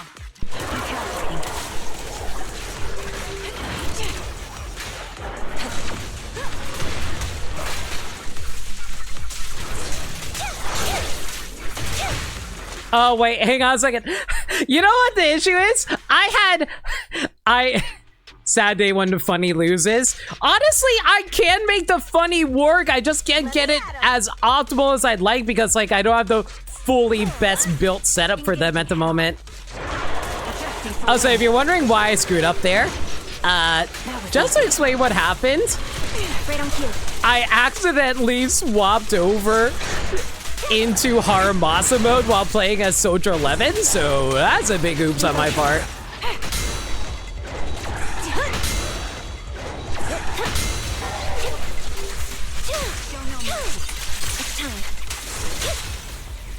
Press the advantage. Current overload.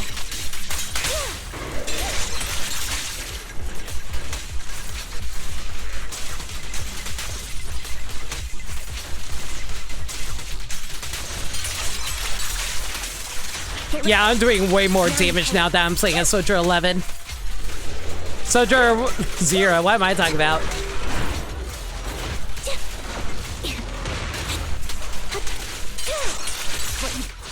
Resolve.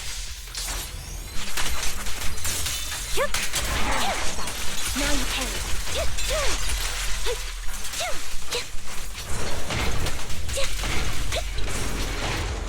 Got you covered. The melody of combat. What you deserve. Target locked.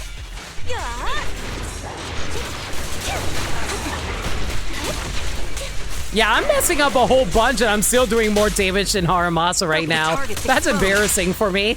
Dual electro-ending.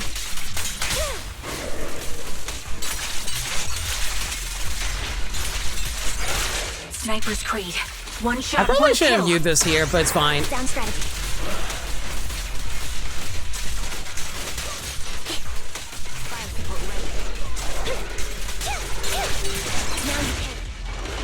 Ether vision activate.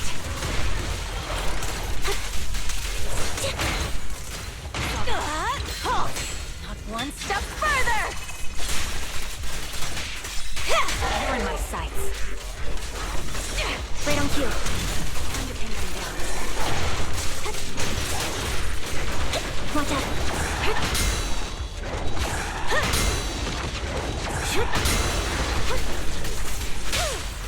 Press the advantage. Current overload.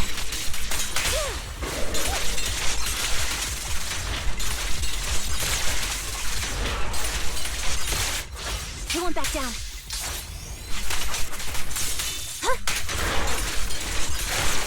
Man, this is so boring because of the fact that this is so easy to do. I have 40 seconds left on the clock and I was able to easily hit the 20,000 mark. So annoying. I wish I could have made Haramasa work. What you deserve.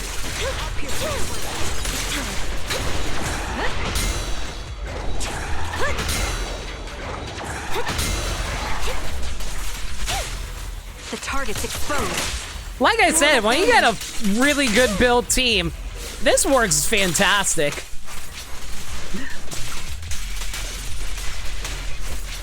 The difference between Haramasa and Soldier 11 is ridiculous. This bullet will reach its mark. Hell, I almost hit 30,000 at one point if I didn't screw up. And this is even Ambi's best team. Her best team's actually with Astra. Ugh, whatever.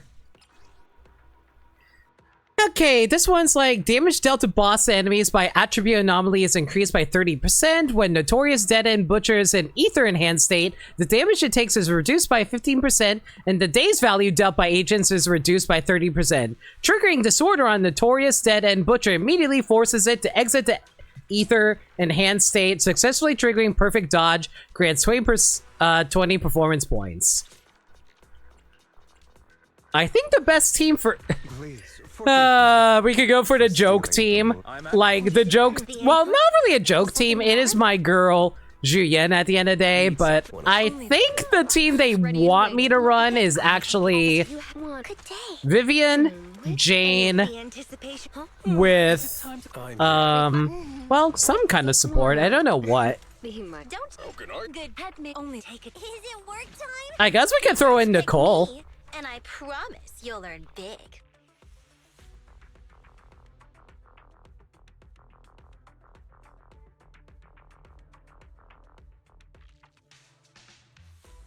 You know what? Sure. We'll send in Nicole. You're not gonna mess up my new clothes, are you? All right. Where are you? There's Robin. This, again, I've never actually played with this team before, so this will actually be interesting for me. I've usually played Astra with Vivian.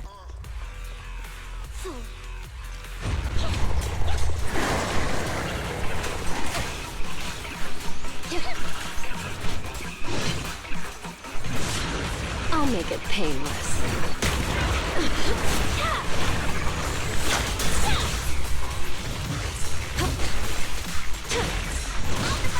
Oh, for Lord Satan!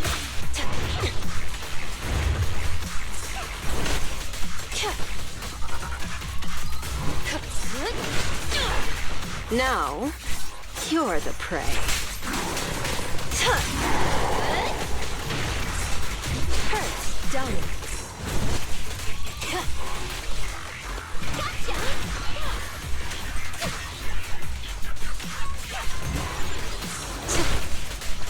No escape. Notice me, Lord Satan. I'll eat everything! Don't underestimate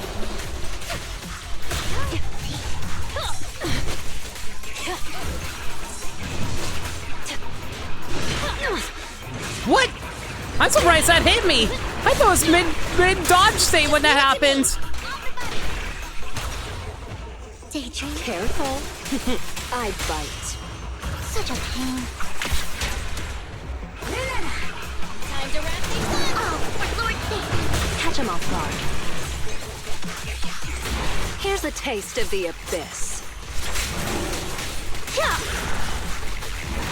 Don't get sloppy.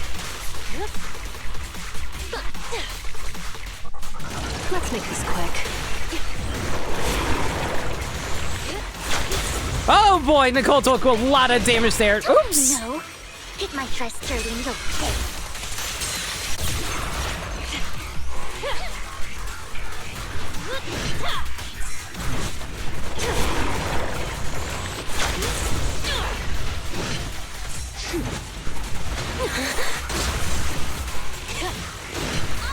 Don't underestimate me. Remember to smile! I'll make it painless. The final act begins now. Want some more? Gotcha! Oh, for Lord, notice me. Man, I'm not even using Vivian's weapon. I'm doing this much damage. That's crazy.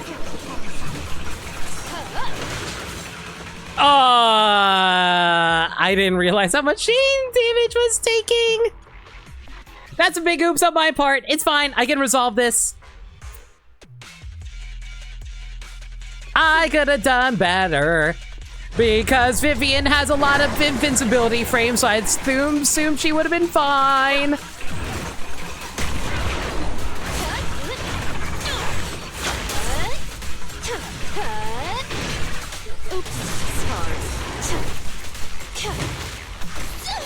I want to blow this. Don't underestimate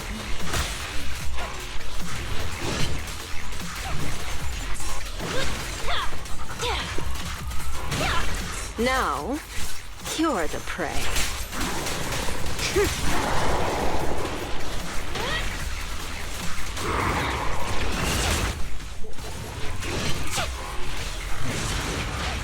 Okay, yeah, I'm just taking way too much damage as Jane because I'm being really overly aggressive with her, frankly, because I keep on thinking she can dodge everything.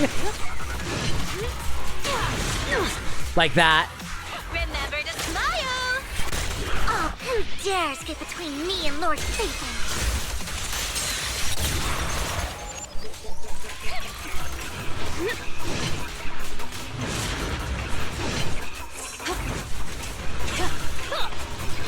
No escape.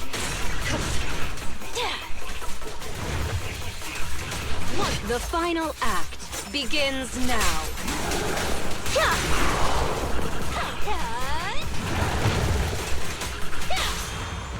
Either way. What an eyesore. Who's the hunter and who's the prey? Wow. Time to wrap things up!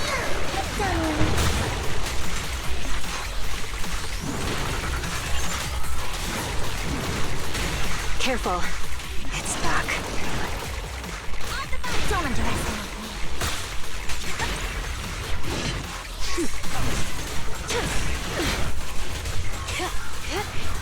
Now, you're the prey. Normally I'm pretty good at dodging dead-end Butcher's attacks, and this is actually really embarrassing that I messed things up. Gotcha! Don't you know? Hit my dress dirty little kid.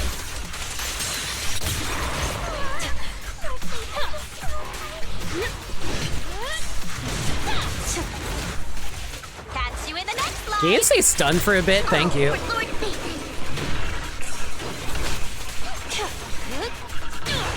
Behave yourself.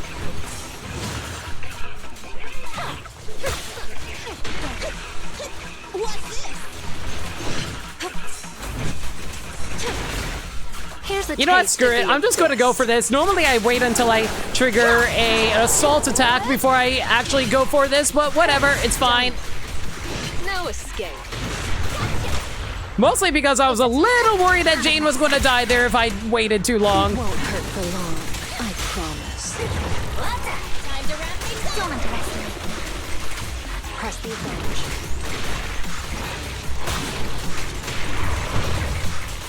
This one's tricky. Okay, we got the 20,000 I was looking for at least. Took a little more embarrassing amount of time than I'd like. Also, hey Lindea, how's it going? Whee!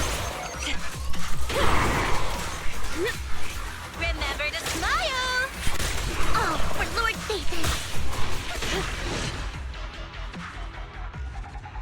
Man, I was really screwing up my perfect dodges there too. Sheesh.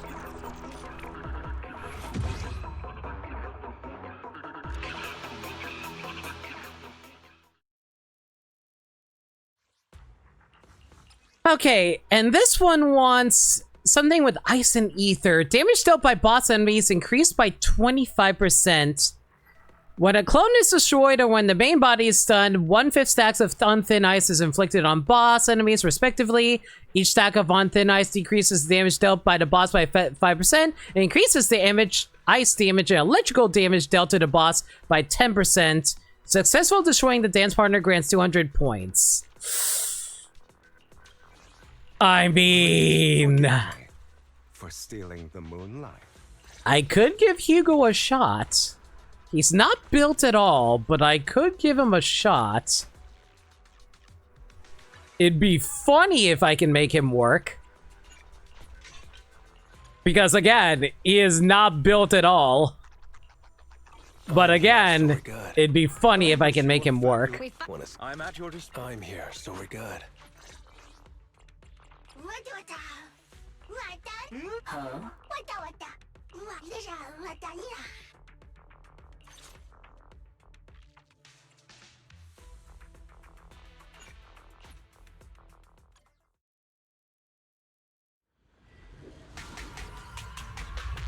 This is going to be interesting. I have never actually used Hugo in this before, so this will be fun.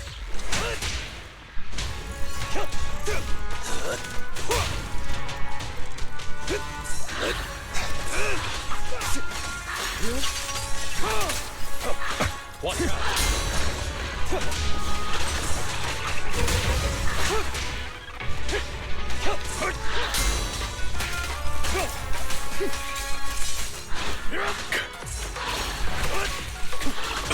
I'll save you. Go. I shall call dawn into the shadow. I shall balance the scales of the night. Stay. Let the party begin. Yeah, that's not a whole lot of damage as much as I'd like.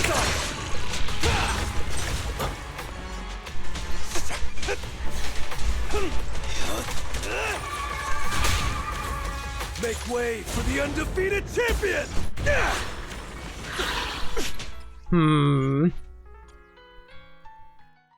I think I might have to just, like, give up on this strategy here.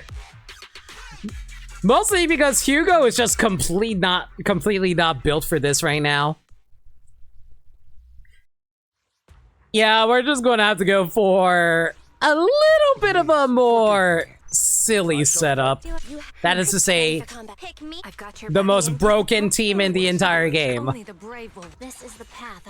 Head menu, Officer One. I take a deep breath.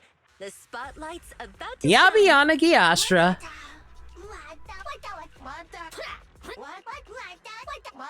No.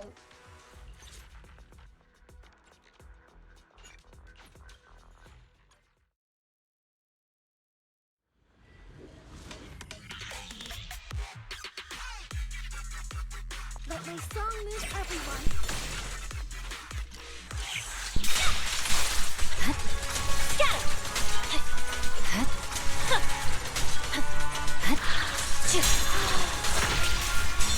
Press the attack. Resistance is futile. I see it. Yep. Evasive action. I'm a little surprised I wasn't able to dodge that in time. That was embarrassing. In pursuit. It's over. Victory. The only option.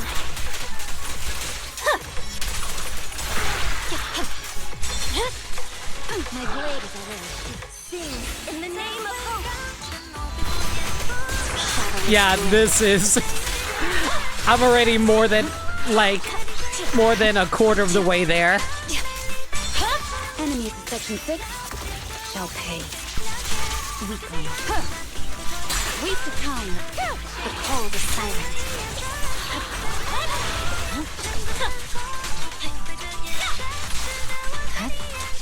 I mean, that's just the power of Miyabi in general. I feel like most people already know that Miyabi's probably one of the most broken characters in this game. And release yourself in the music. See your heart's reflection. No forgiveness.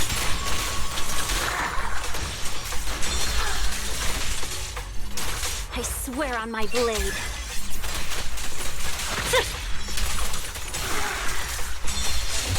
Careful, the enemy's recovered. There's no time to lose.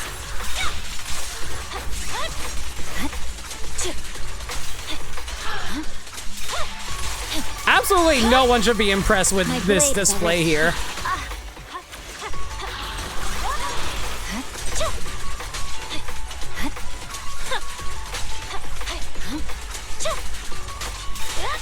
Press the attack. Surrender. Leave. Such provocations don't go unanswered. I see it. Victory. The only option. Yeah. My blade is ready. You're done.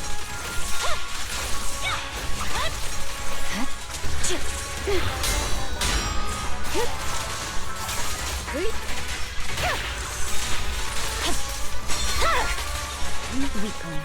There's no time to lose. Together, we'll compose a miracle. No forgiveness.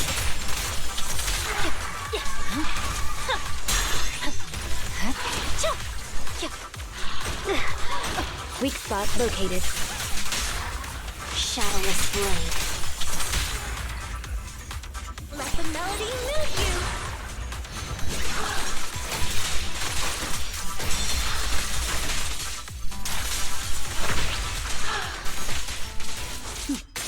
Mind and body. I see it.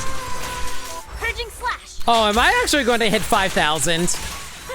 Or 50,000? Nope! But I got to! 45,000 with Miyabi. This team is stupid.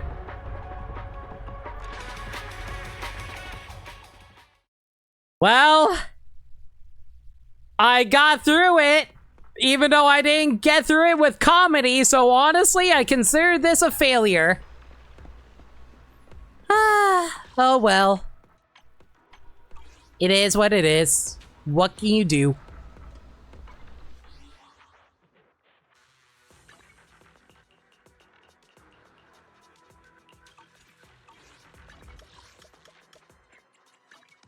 And that's all I got for this week.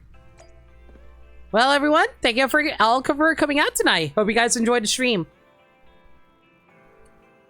Let me give you a heads up for the schedule for this week. I will say this, ignore what it says on Thursday. I think I might stream tomorrow. I'll let you guys know. Otherwise, Friday will be Final Fantasy VII Blind. Sunday, I'm going to be doing Fire Emblem Three Houses because I kind of want to finish that up this week. If there's any changes to the schedule, though, y'all all can follow me on Twitter, Blue Sky, or YouTube, where I post stream updates and general shenanigans. Alternatively, y'all can hit up the Discord server, where we talk about anything and everything. We're a very friendly bunch in there, and we're always welcome to any new faces. We also do movie nights in there every Monday night at 7 p.m. Eastern Standard Time. We're currently going through a superhero movie marathon right now, and we're going to be watching Hellboy 2. The Golden Army on Monday. If you guys want to check that out, consider hitting up the Discord server where we host it. Alright, do you guys have any raid messages in mind? I'm going to find ourselves a raid target.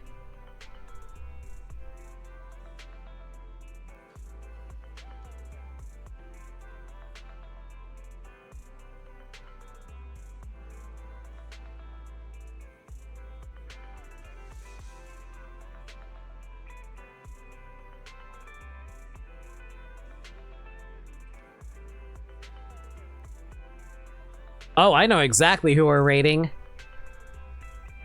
Okay, what do we have here? We'll go with this.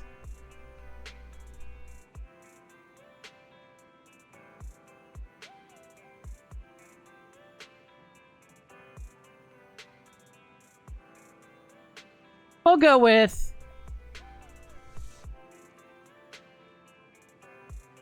Hang on if I can type it out correctly.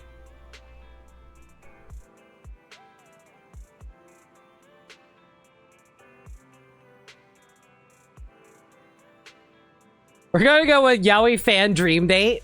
As for who we're rating, we're gonna be rating Farron Heights, who's currently finishing off their 6 Pokemon Fiesta.